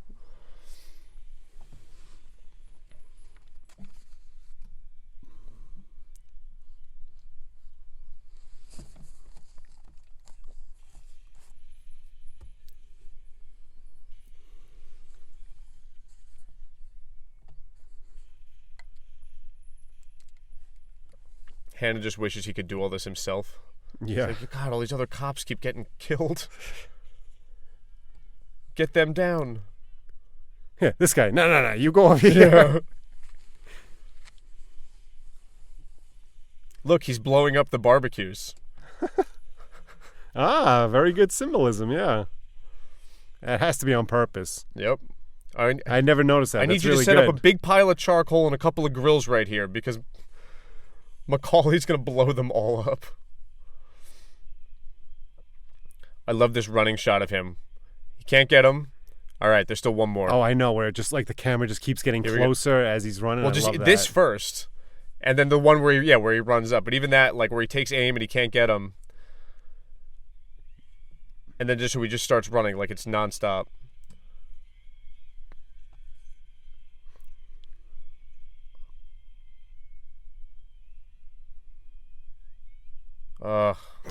Just keep running, kid. Now, when he takes aim here and then when he fires, there's actually an edit to simulate the recoil of the machine gun. So if you're watching closely, this shot is great. It's amazing. This shot's great. How they keep focus is amazing. I know.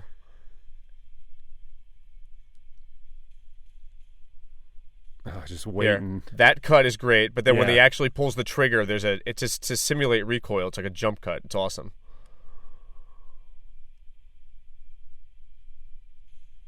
Oh. It's dope. Wow. Interesting. The breath. I love that look on Sizemore's face too when he turns around. Yeah. And there's like it's just like that moment of realization. Yeah, it's bad. Now you're telling me that after he let them go, this massacre happened, and then he took that shot while the guy was holding a 6-year-old girl. You think you're telling me there's no repercussions? This is also great that they all find out on the TV. Yeah. The best is Breedan's girlfriend. No, it's awful. I mean, meaning it's yeah, awesome. No, I know. I feel so bad for her.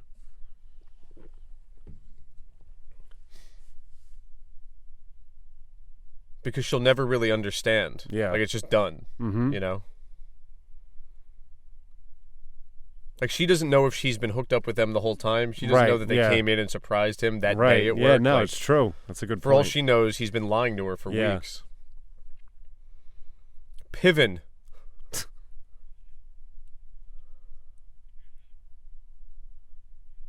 There was a line in the trailer that they cut out of this where he's like, I'm double the worst trouble or something. Oh, yeah. I'm double the worst trouble you ever had. Yeah.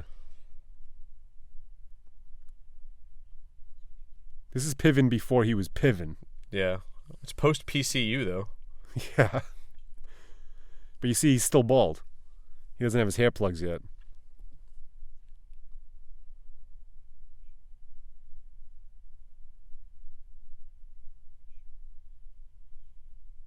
Although it is a good little character moment that his daughter gave it to him.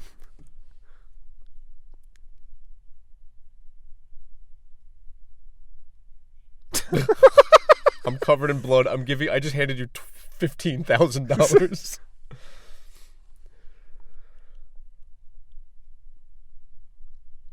I also just love the idea of, like, he knows a doctor that you can go to when you have somebody that got shot. No, it's you know true. what I mean? And this guy's obviously he must just be running a practice. You know what I mean? And he cares about his daughter who gave him the shirt. But he's corrupt enough that if you give him bricks of money from your bank heist, he'll fix your friend's clavicle. I love that there's actually guys out there like that.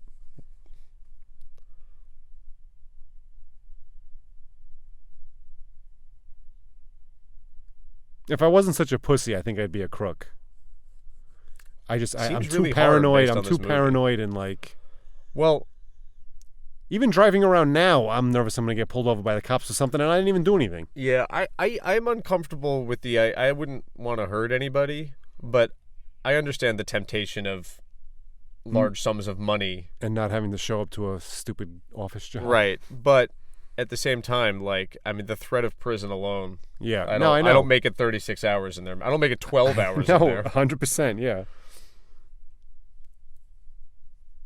I love that this guy, like the Las Vegas PD guy, has just been sitting with Hank Azaria for like 2 weeks waiting for this call. This sequence is great.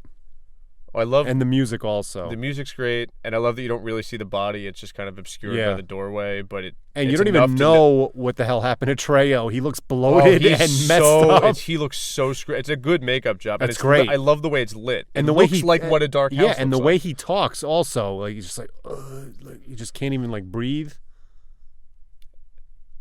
And Neil's not going to punish him. Right. You know what I mean? And then I love the way it cuts to the outside of the house. Also, it's a dope house. It's like one of those like stilt houses like on the top of the canyon. Like Lethal Weapon 2 style.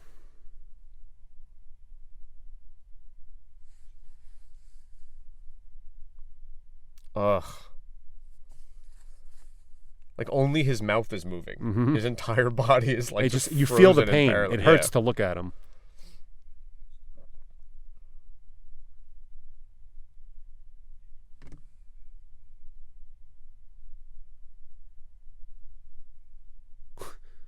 Waingro.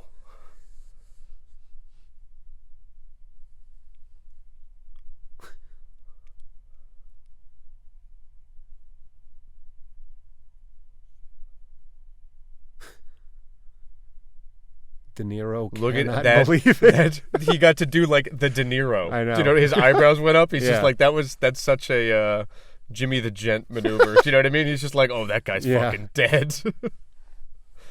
Like there's a part of him that's psyched. I love this. This is like really like say when he's like, I don't know.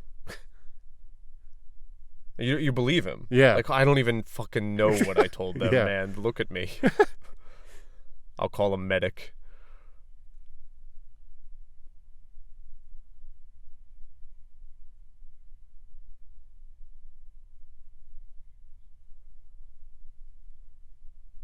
Great performance by Trejo, man. I mean, this is really the only scene he gets to do something in.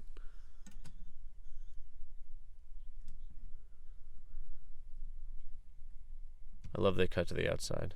Oh, it's amazing with the flash of the gunfire. It's great. You're anticipating. Oh, and they rack focus to the city first, and then just the muzzle flash in the window. It's so good.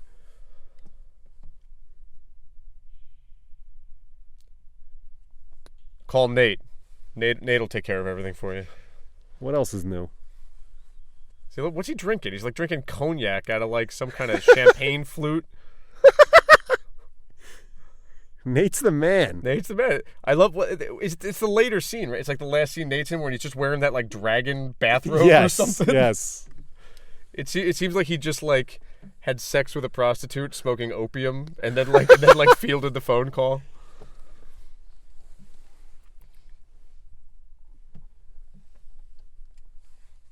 All right.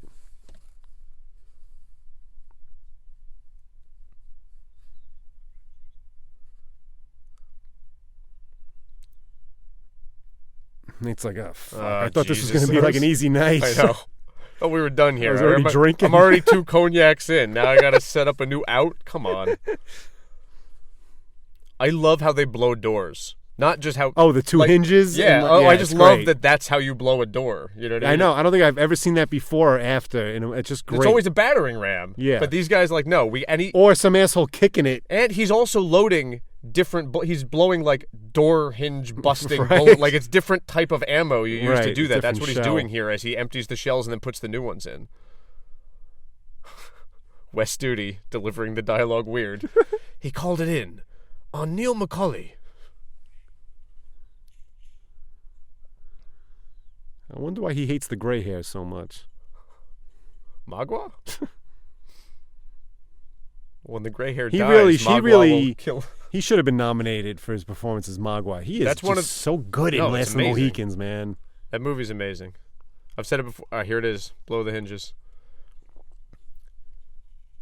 How scary must that be if you're inside? Get ready to see a stunt double, too. That's hilarious. That's him. I don't think that's him. That's him. I love that shot. That's a video shot. Yeah. And that's not him. And that's him.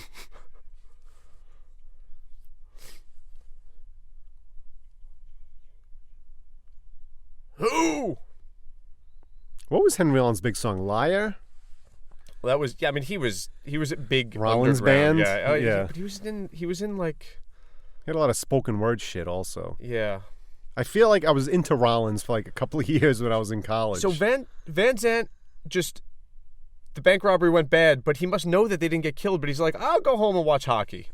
I'm going to go home and put my sweatpants on. This is probably over with. They're not coming after me. He's like, they got a bunch of other things to worry about. Also, Van Zandt's a hockey fan? That just doesn't make any sense. I know. I love the way he's watching it. Yeah, like he looks like and he's his watching reaction Fox Business. right here coming up. I love he breaks the glass is so real. Like he really... Yeah. Like, what? How the hell should I know? Oh. See you later, Van Zandt. I love when he throws the chair, but then there's that second and a half before it hits the window. Great. Here we go with this shit. I'm sorry, this kills the movie for me, man. It just always kills it dead. I always zoom through this part here. Azaria's great, but he's like, you wanted something, you know? Like, you wanted out. This is out, pain Justine. in the ass. Justine. Oh, sorry.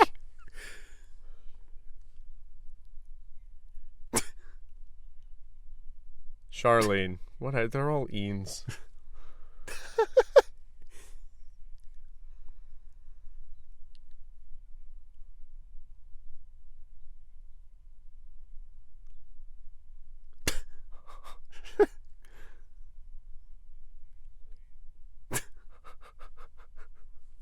It was really jarring to go from seeing him in Forrest Gump. I was just going to call this. him Bubba. Yeah, because he's so slick in this. Yeah. And the first time I ever saw him was in Forrest Gump. But I love this maneuver, too, where he is mean to Hank Azaria as a way to, it's all psychological. You know what I mean? Yeah, it's true. It's not explicit, but it's implicit. It's all there, like the psychological game he's playing with her. And I still don't even understand this whole scheme here. I don't... Like why does she have to wave did she at call the window? Kilmer? Why is he coming there? How does he know she's there? Where is this? She must get in touch with him. However, they must have a way to set up to get in touch, right? Right. But then I don't understand why she has to go to the window. Like, she called him. Why doesn't he just go up to the apartment? Like, why the whole thing makes no sense, because then the cops still stop Kilmer. And they don't have a picture of him? I know. He just got a haircut. He got a haircut. And he's obviously injured. Like, he can't turn his head left or right, but they're just like, I don't know, the registration checks out. All right, let him go. It's like, oh, the car's registered to a different owner, but it checks out. Like, it's fine. Like, huh?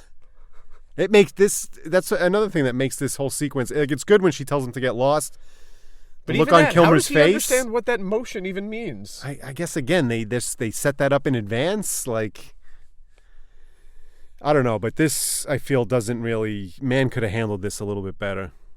You can still have the same thing. Yeah, it's just like, confusing, and it doesn't really play good. The execution of what the plan was doesn't make any sense. There must have been a way to figure it out to do it so it made sense. Yeah. That said, McKelty's great in this scene. No, he's really good.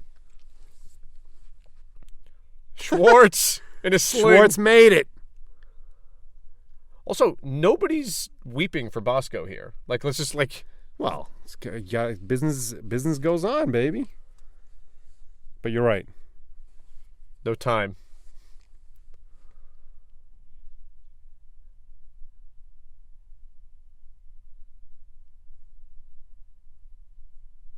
What is she saying yes to?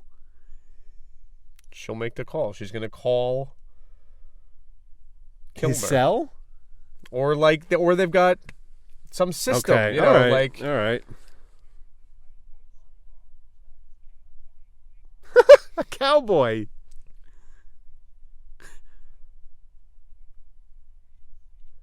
Units are at Van Zandt's house right now.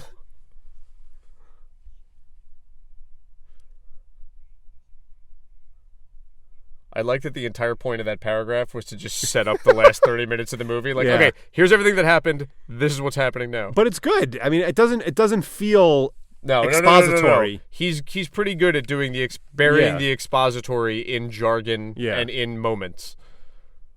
We missed the line. What?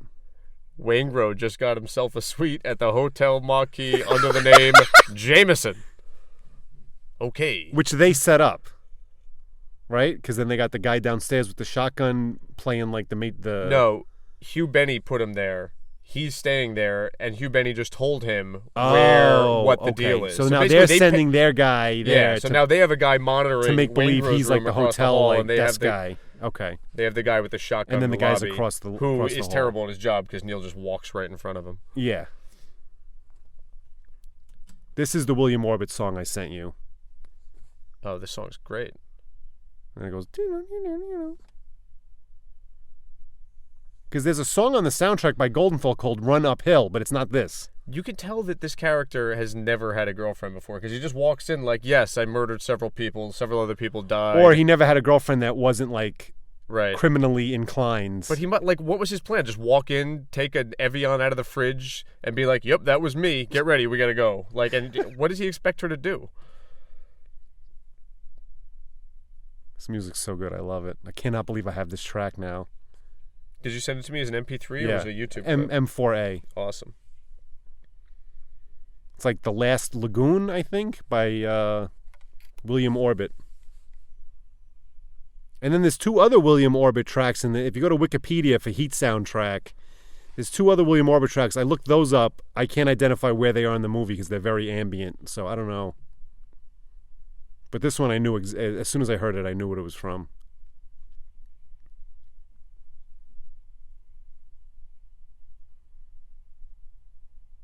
This is really, like, disturbing. Yeah, I mean, because he's basically kidnapping her, kind of. I mean, I guess not, because there's the scene in the morning where she, like, gets to decide, like, right now, but she seems like she's kind of, like... Well, she must like be Stockholm terrified, Syndrome though. or something. But she's just...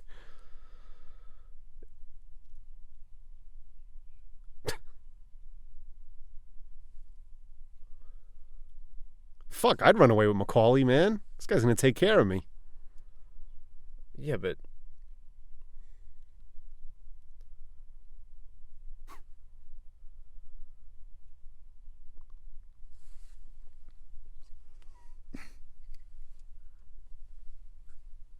what does that even mean? What's your plan? He just let you leave, and you're like, she's like,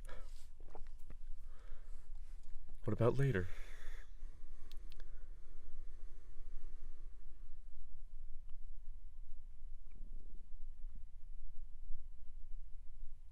And also, if this is her attitude now, I'm not sure I buy. I just love when she, like, before, when she's like, what did you do? And he's like, it's what I don't do. Like, I love that. It's so good.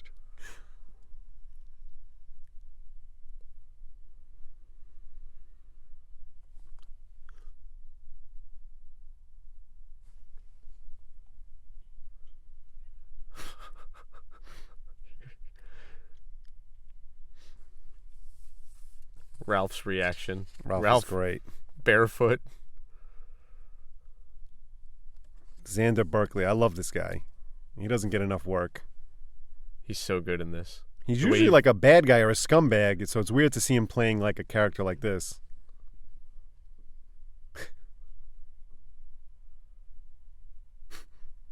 I love that you get the sense somehow that like the sex she had with him was also terrible. Like Right. she's just using him completely. Well, didn't she say she has to demean herself with Ralph? Dead tech, postmodernistic bullshit house. I would say that line was the most often quoted amongst me and my Heat friends really? in college. Yeah.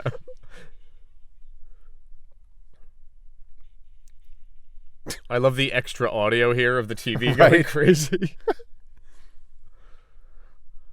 This line is great. Not that one.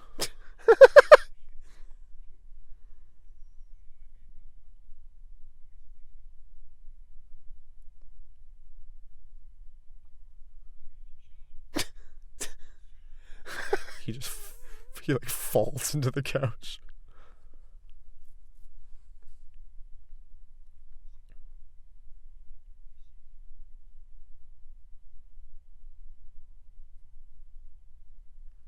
I say what I mean and I do what I say is a great line. Yeah. And she kind of smugly dismisses it. I mean, her point of it, none of it's about us. Like, I get it. Because she knows he's right, but it doesn't matter. Well, it just doesn't, she wants him to be around, and he's not.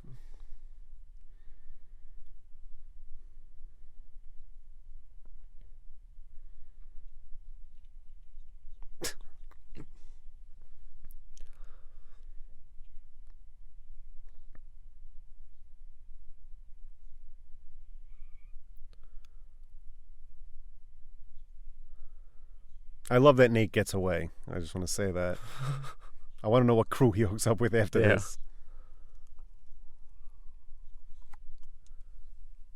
I love that he looks over his shoulder, like, is not in there? It's free country, brother.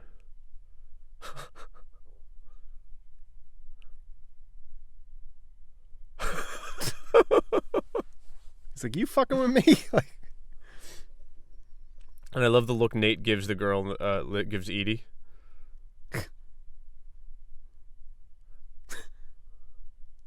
he's not wearing a robe. He's wearing something weird, man. He's wearing a silk shirt. I love the lighting on that tree. I mean, it's super movie-ish, but it looks awesome. It looks like some Vice shit right there. Yeah. And I love the light on the fence in the back, just to give some depth.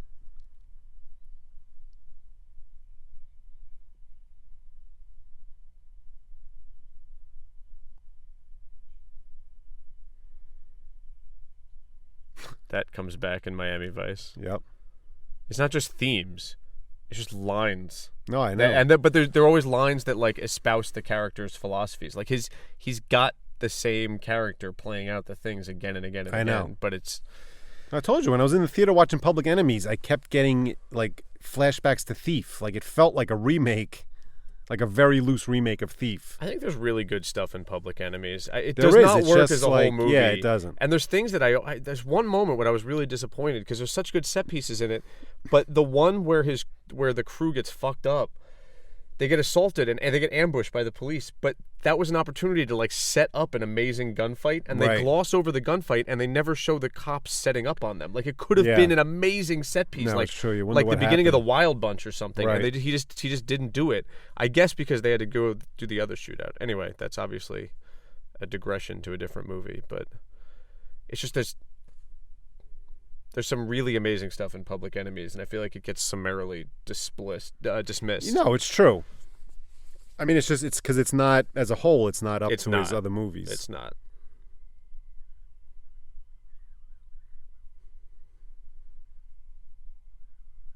Some more of that guitar you wanted.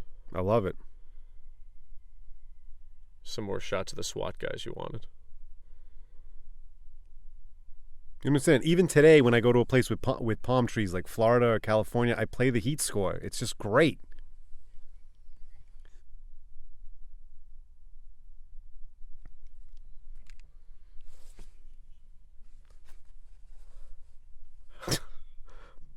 Zaria, So, are we to believe no other car came down the block? I just don't get this. Oh, I guess that guy really was just pulling over to talk to the guys playing basketball so about where to get a stupid. hamburger. They have a picture of Val Kilmer. It makes no sense. Well, it just has to work for this plot to play out. It doesn't make sense, but what was more important to him here was the emotional moment rather than anything making sense. But I'm sure to man, it does make sense. That's what I'm saying. I'd like to point out that we're past the 2-hour mark and we still haven't seen Neil McCauley or his crew pull off a successful heist, despite the fact that we're repeatedly told of how good they are at their jobs. Well, your definition of success is that they get away and the cops don't know, right? Well, yeah. Because they do get the bearer bonds. They get the bearer bonds, but then that job gets fucked up because they hired a cowboy named Waingro who they don't know and who's a crazy person. That puts the cops onto them, which causes all their other problems. They don't get to take anything from the precious metals depository. They try to kill Waingro, and that doesn't work. Right. The bank heist obviously didn't go well as planned. Like, is there no other cop around watching what's happening right now? Like, they don't see this guy look up at the balcony, smile. Yeah. Like, no one's watching this. None of the SWAT guys that we just saw with their scopes trained on the car. Like, they didn't swing the scope around to see what this guy does now. I don't know. It's just really, like, I'm sorry. Since the first time I saw it, I felt like this made no sense. Also,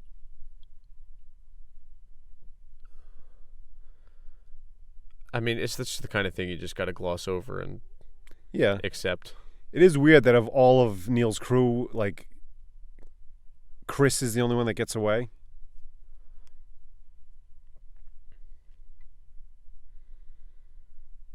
I really hope we're not leaving whoever's listening to this with the impression that we hate this movie because it's nothing but plot I love holes the and movie. sequences that don't work. I love this movie. And I've told people about this before. Like some of the things when I laugh about like the lines and stuff, like I like them because they're idiosyncratic, stylistic touches that are unique to man. Yeah, exactly. Do you know what I mean? So even the things I don't like in this are kind of like, no, I like that. I'm just pointing out that. And again, it's like they're things you start to notice when you've seen something 30, 40, 50 times. Is it possible I've seen it that much? I guess so. I don't think it is though. Maybe. I feel like I've watched it twice a year for 20 years. Oh. And growing up, I probably watched it like more than twice a year. All right, yeah, then maybe. It's almost 20 years old. I know, it's insane.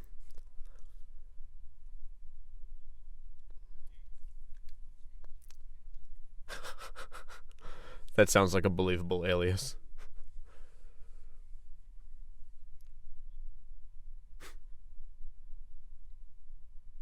What? It's so stupid.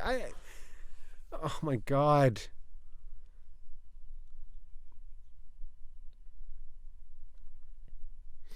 That shot's great. Everybody in the background just waiting, out of focus. He's so good. Him and Spinati with their focus, man. I know. Even here. While they we rack wait for between what? them there.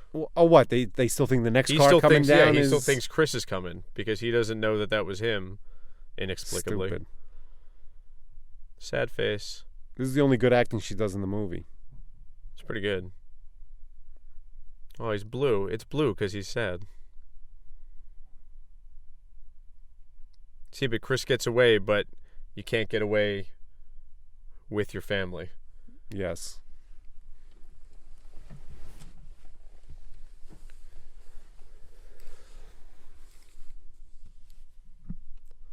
I love that Waingro went out for ice. That's the only thing he did.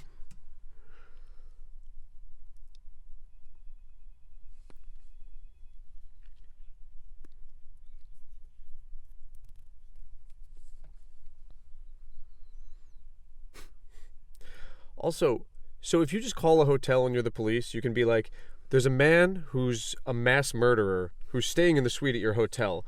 We'd like to, rather than arrest him, set up another man with a shotgun in your lobby because we anticipate someone else coming, and we kind of want to have a shootout at your hotel. We want to kill the Well, I don't know if they know Waingro's a mass murderer at this point. They know he was part of Neil's crew, and that people die as. I mean, they don't That's know true. he's a serial hooker slayer, but they know that he's. You were good.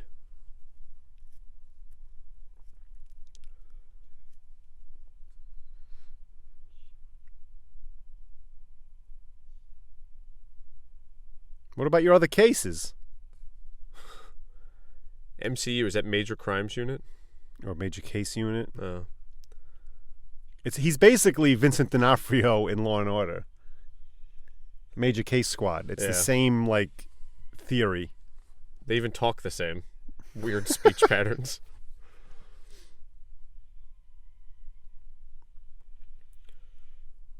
But Vincent doesn't use psychology to outsmart the crooks in the last scene in the interrogation room in every episode.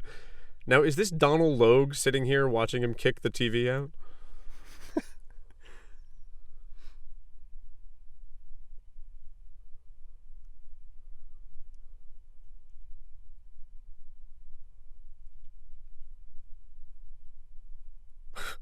Skinny Logue? No.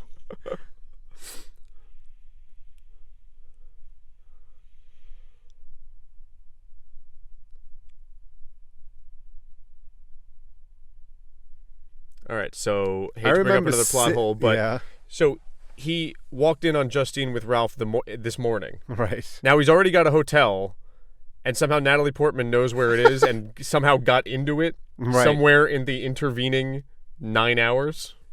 When I was sitting in the theater watching this, when this part came up, I was like, "This is the absolute last thing I want to be seeing right now." Yeah, but I've always now I loved like this, it. When I was in the theater, I was like, "This is getting a little long now. Like, I really don't need to see this." It's subplot. so funny. I went to go see this movie like 2 days after I saw it the first time. Like I went right back. Like, this movie, like hooked the first me. time I Sank its saw it teeth in right the theater, I thought it was okay. I thought it was good. It had a lot of good stuff, but I thought it was too long.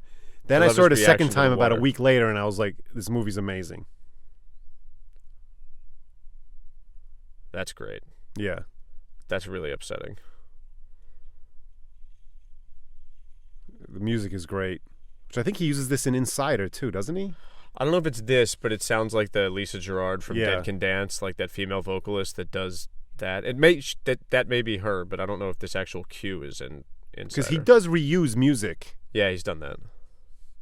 Like, there's a track from this that's in Miami Vice. I got home the other day and my wife was watching Gladiator, and I think there's a cue in that was in The Usual Suspects.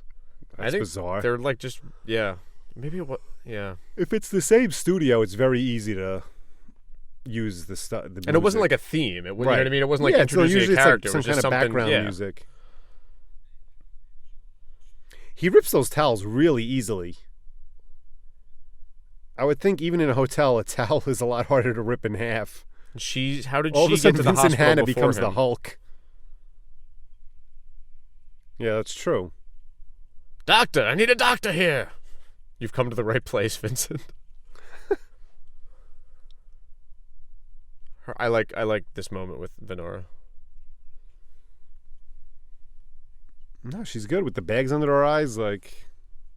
And I love that he knows like what to, you know what I mean? Yeah. Like he knows which arteries she cut and exactly what they need to know. How does he know that? That's what I always bother me when he just says no instead of I don't know.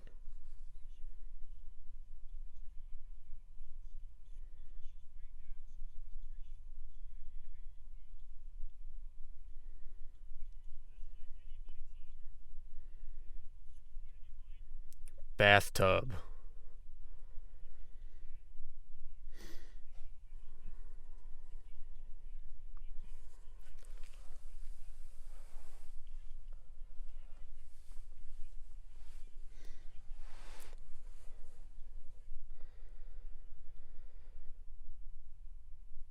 I love this scene.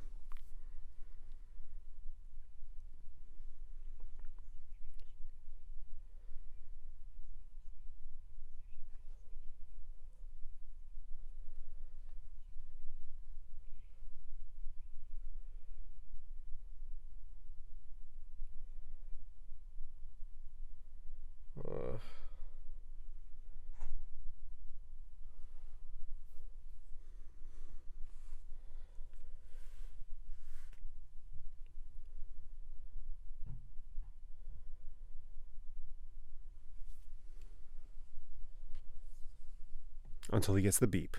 Yeah, I'm not going anywhere. Unless Neil takes the bait on Waingro, in which case I'm totally getting out of here. Yeah, Nate.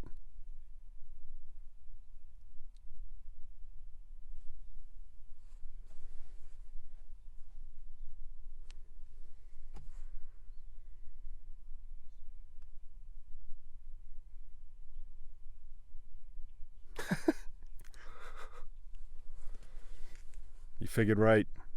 Why does he lie to Nate? I don't like that he lies to Nate. This moment is amazing. Well, he doesn't lie to Nate. At that moment, he says you figure. Oh, he makes the decision right, when he enters the heaven tunnel or whatever the hell. Like this. Yeah, this music is great here. Also, I thought this was a weird, not weird like bad, but an impressionistic moment. But then I actually drove through once or twice a tunnel that did this, where you go in and it's insanely bright for some reason. But it's such an amazing moment. It really is good. And it's this kind of thing that's amazing.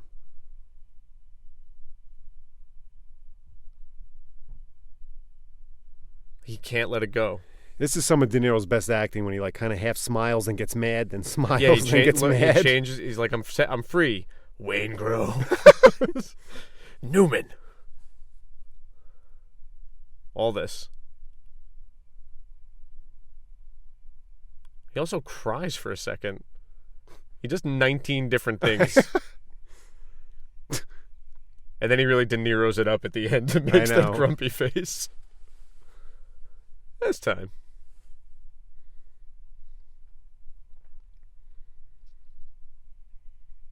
I'm surprised some fan hasn't like scored this to Louis Armstrong's "We Have All the Time in the World" right as he says that.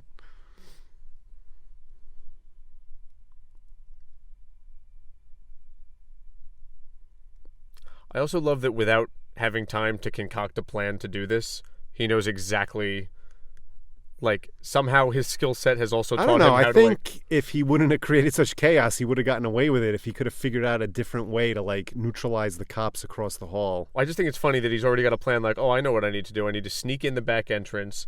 I'll just pretend I'm room service, and that's how I'll get the room number. Oh, yeah, that stuff is great. Like, would you have thought of that? No, but I don't think he needed to pull that alarm. Because without that, Hanna would have never been there. That's true, but somebody would have reacted to the shots.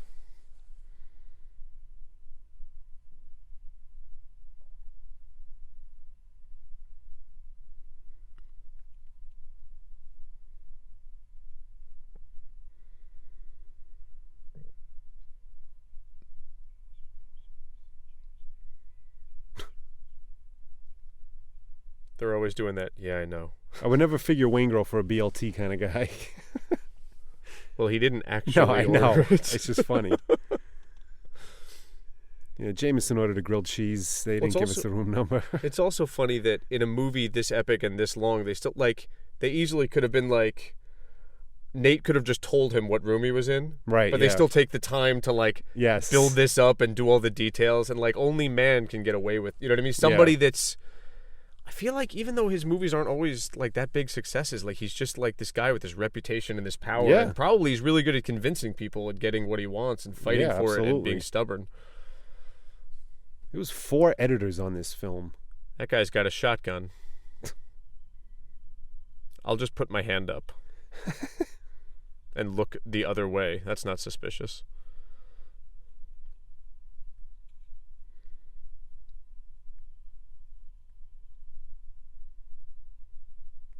That guy's only job is to spot Neil McCauley, and he stares for 20 seconds at Neil McCauley, and it's the back of his head, and he's like, I'm not going to investigate further. I'll continue helping this customer. Even though I don't actually work I don't at the actually. hotel. I feel like there's a backstory that character created where he's like, and then he realizes that he's actually kind of good at this, and he might leave the police force and enter the hotel business. Little known fact, he's the brother of the cop with the water bottle that blows the other heist. Is that true? No.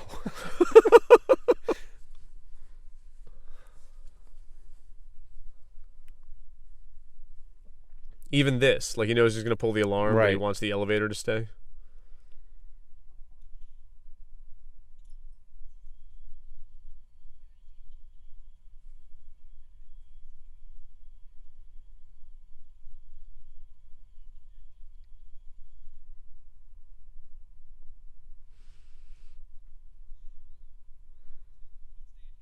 And this is also a little unbelievable. That this shitty Anytime room is I've- right next to the suite. No, anytime a fire alarm's going off in a building I'm in, everyone doesn't just evacuate. Like, Yeah. you wait there until they investigate, see if there actually is a fire. Is In there this, smoke? everyone's I'm just thinking- like getting their bags and Yeah. fucking running out in 2 seconds. But how did she know how to get there? Has he been living at the hotel like he hasn't? He lives there. He lives I with know. Justine. Look, They're married. Look, it's killing him. It's killing him right now. I'm gonna sit here.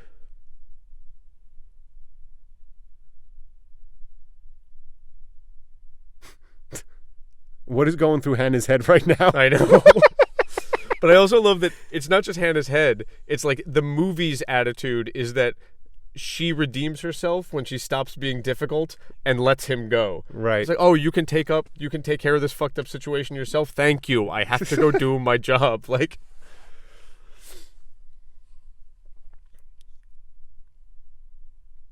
this scene's great though. The way they're. Well, I hope they stay together. I think the scene kind of establishes that. I don't know. I feel like it establishes that they know that they can't. Oh, really? Yeah. I don't know. I'm not what you want, Justine. Well, yeah, but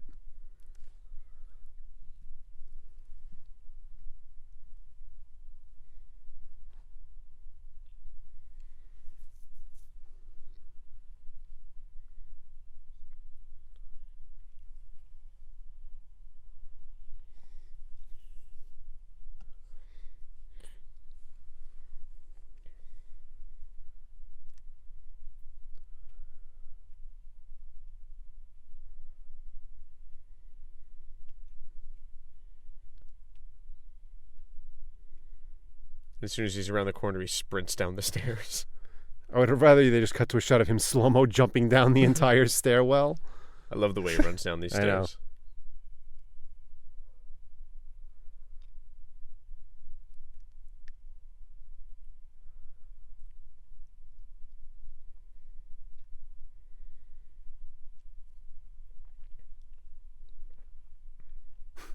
Why is everyone running out?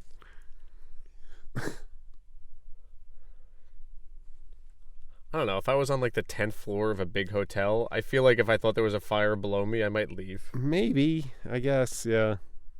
Waingro certainly doesn't seem too nonplussed Well, he about can't it. leave here. Also, once he realizes who it is, why does he say, let's talk about this brother and open the door? Why don't we talk about this brother?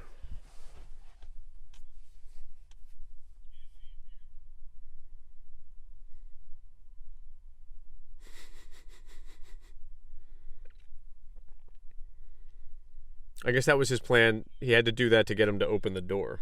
Right.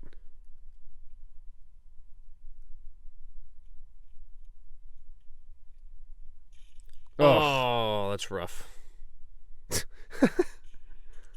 Love that video shot. Oh, I love that he's even using video this early.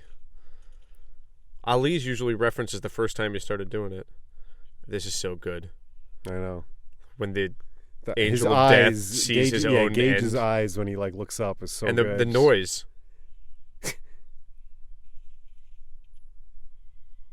And he can't get any breath because there's a hole in his lungs now. So good. What is she thinking?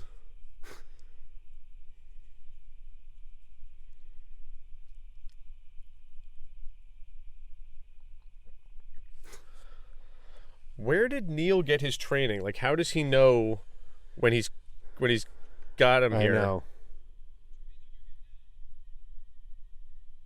This cop is the worst. I know. He's so stupid.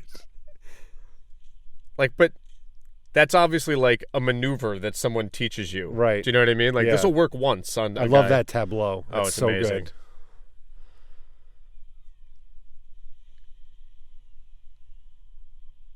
And Edie, who just finally accepted that she's going to go with him because it's going to be different. Obviously, he's doing something terrible in there. Do you know what I mean?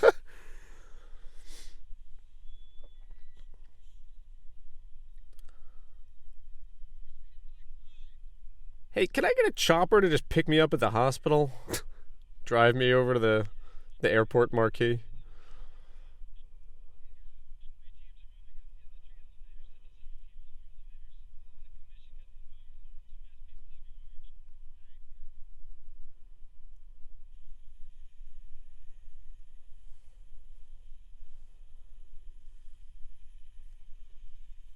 Also, it's been 5 minutes since he pulled the fire alarm, but somehow Vincent already got 2 pages, got in a helicopter, and got there. I know. It's okay. Well, there's no sense of how far these things are from each other. LA is It's LA. huge. So I'm just assuming Yeah. they're miles and miles apart. Yes.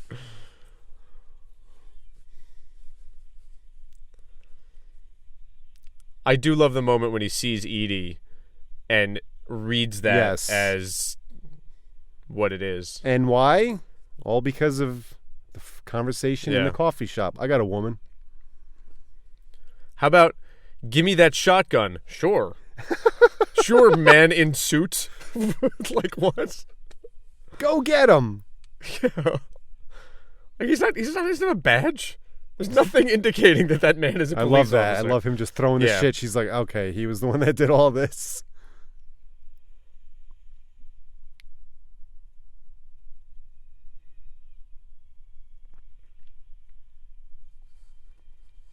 This I can barely make out De Niro and Edie from that far away. How the hell's he seeing them? This moment's brutal, though. Yeah. And she I doesn't love the way she understand- gets out of the car. Yeah, and she doesn't understand. And I like Pacino just runs right past her. Like, Yeah. it's perfect. Reminds me of the end of The Third Man. Thanks for ruining that. I lent it to you 3 months ago. I was going to watch it tonight.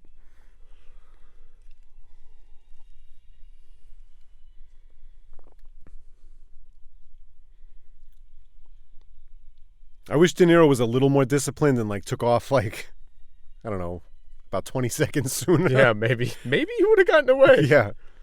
I still think that this end is kind of bullshit and there's no way Hanna would catch up to McCauley or know where the hell he went. Yeah. Well, I mean, that's like anything, though. I know, Hey, but give me that come shotgun. on. I was pissed when at the end of this that McCauley didn't get away. You always want the criminal to get away. Well, because I feel it's a good twist that you hardly ever see except in like Silence of the Lambs or something.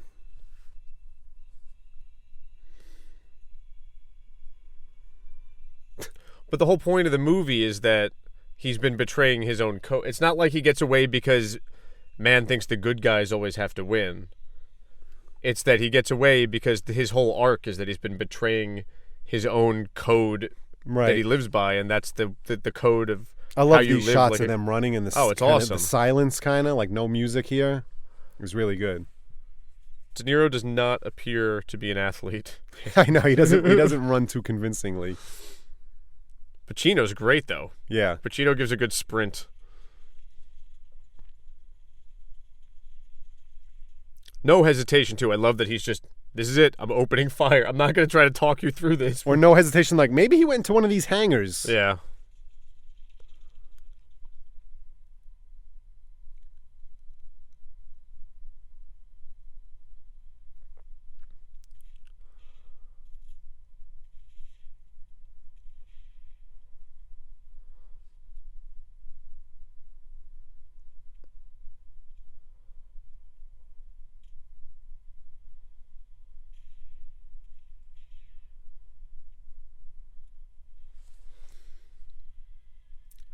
Running in front of a plane.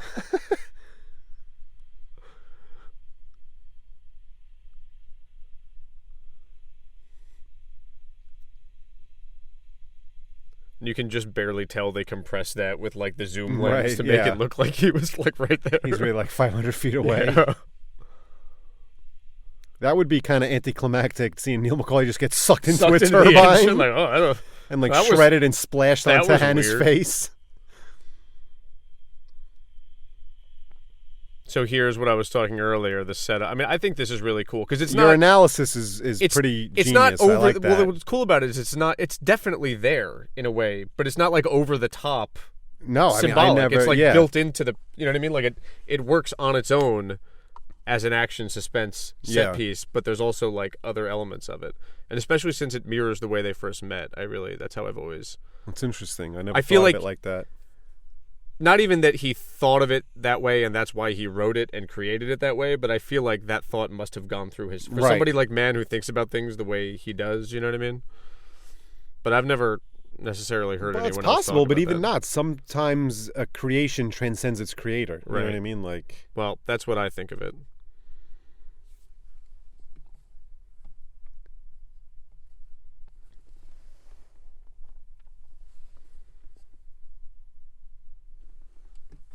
I love how it takes the time to set up the pattern and everything, too. Yeah. And De Niro recognizes it, but sort of just doesn't time his move correctly.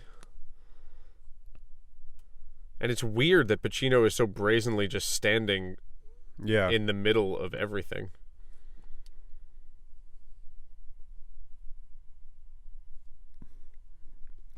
Pacino. This shit is terrifying. If you were in this situation, you don't know where the other guy is.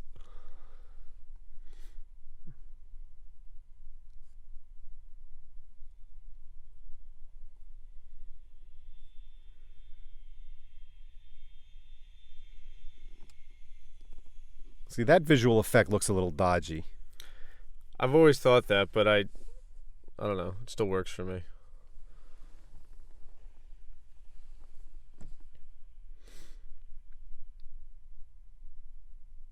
It's a really cool effect. I love the way he looks at them. Like, why are you doing that? He's like irritated that they're doing that.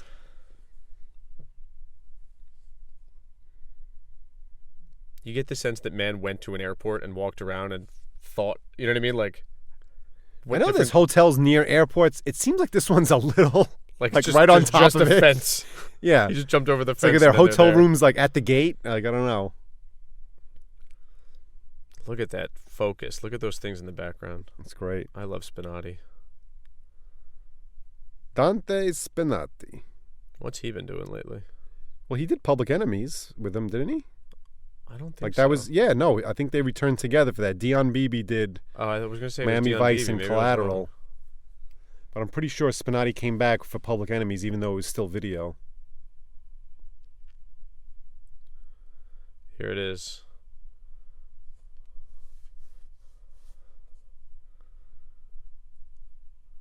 That shot's great. Yeah. Low angle.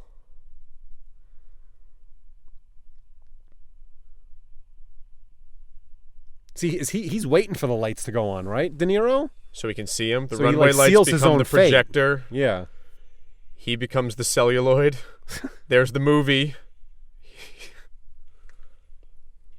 And there's your Hollywood ending. It's almost like he's killed because it's a movie. Yeah. Sorry if I'm overreaching. I just think it's cool. No, I like that analysis. But what's great is that it also just works as a moment. Like, you don't have to think about that at all. And this is so sad. Oh, Amazing I score. couldn't believe the moment that this I know. creates when I this know. comes up.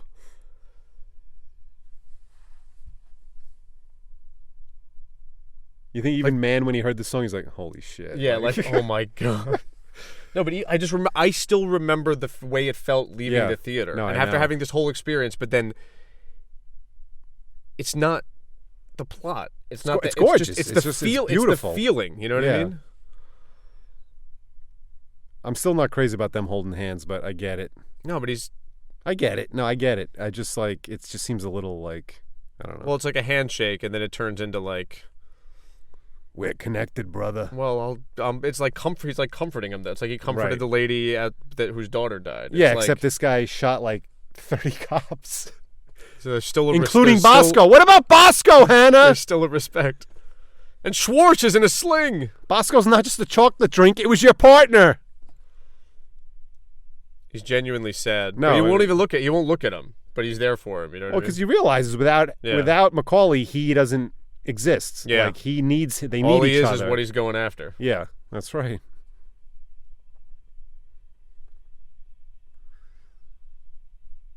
And the end shot is great, which is also another tableau. Yeah. It's great. Oh, it's so good.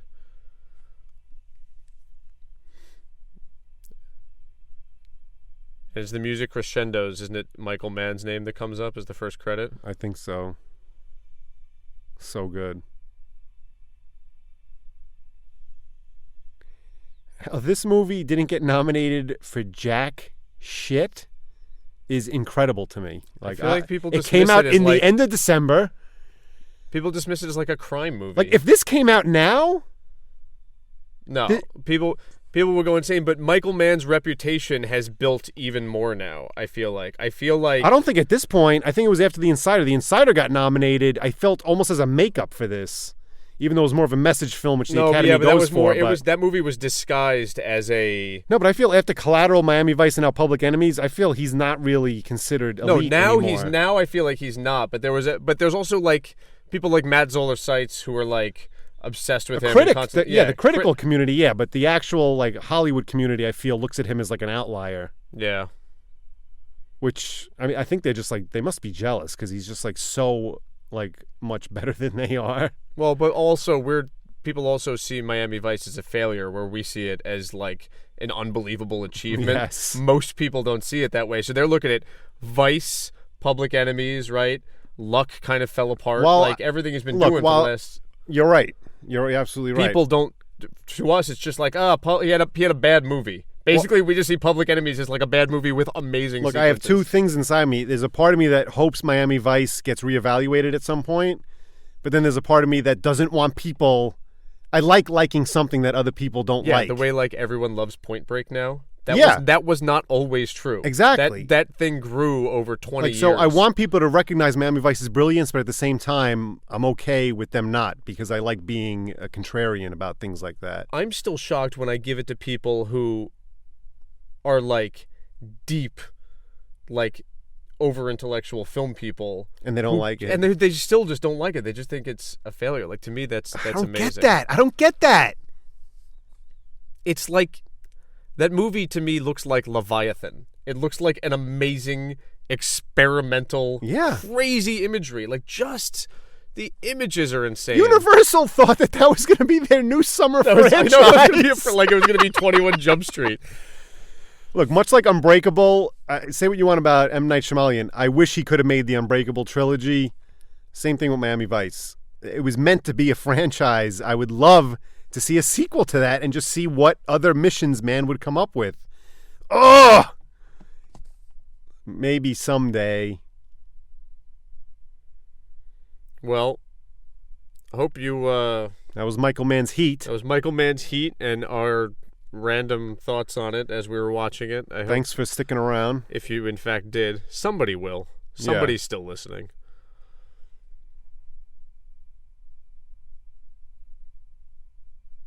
Yeah, I feel it feels funny to go through it, and I feel like most of the things we were pointing out were like little plot holes and things like that. But I guess I think I thought it would have been boring if I just kept going, oh, and this shot, And I still did a lot of Well, that. I can't but, watch this movie without acknowledging the things that bother me because I watched it so many times and I love it. It's like... I mean, this...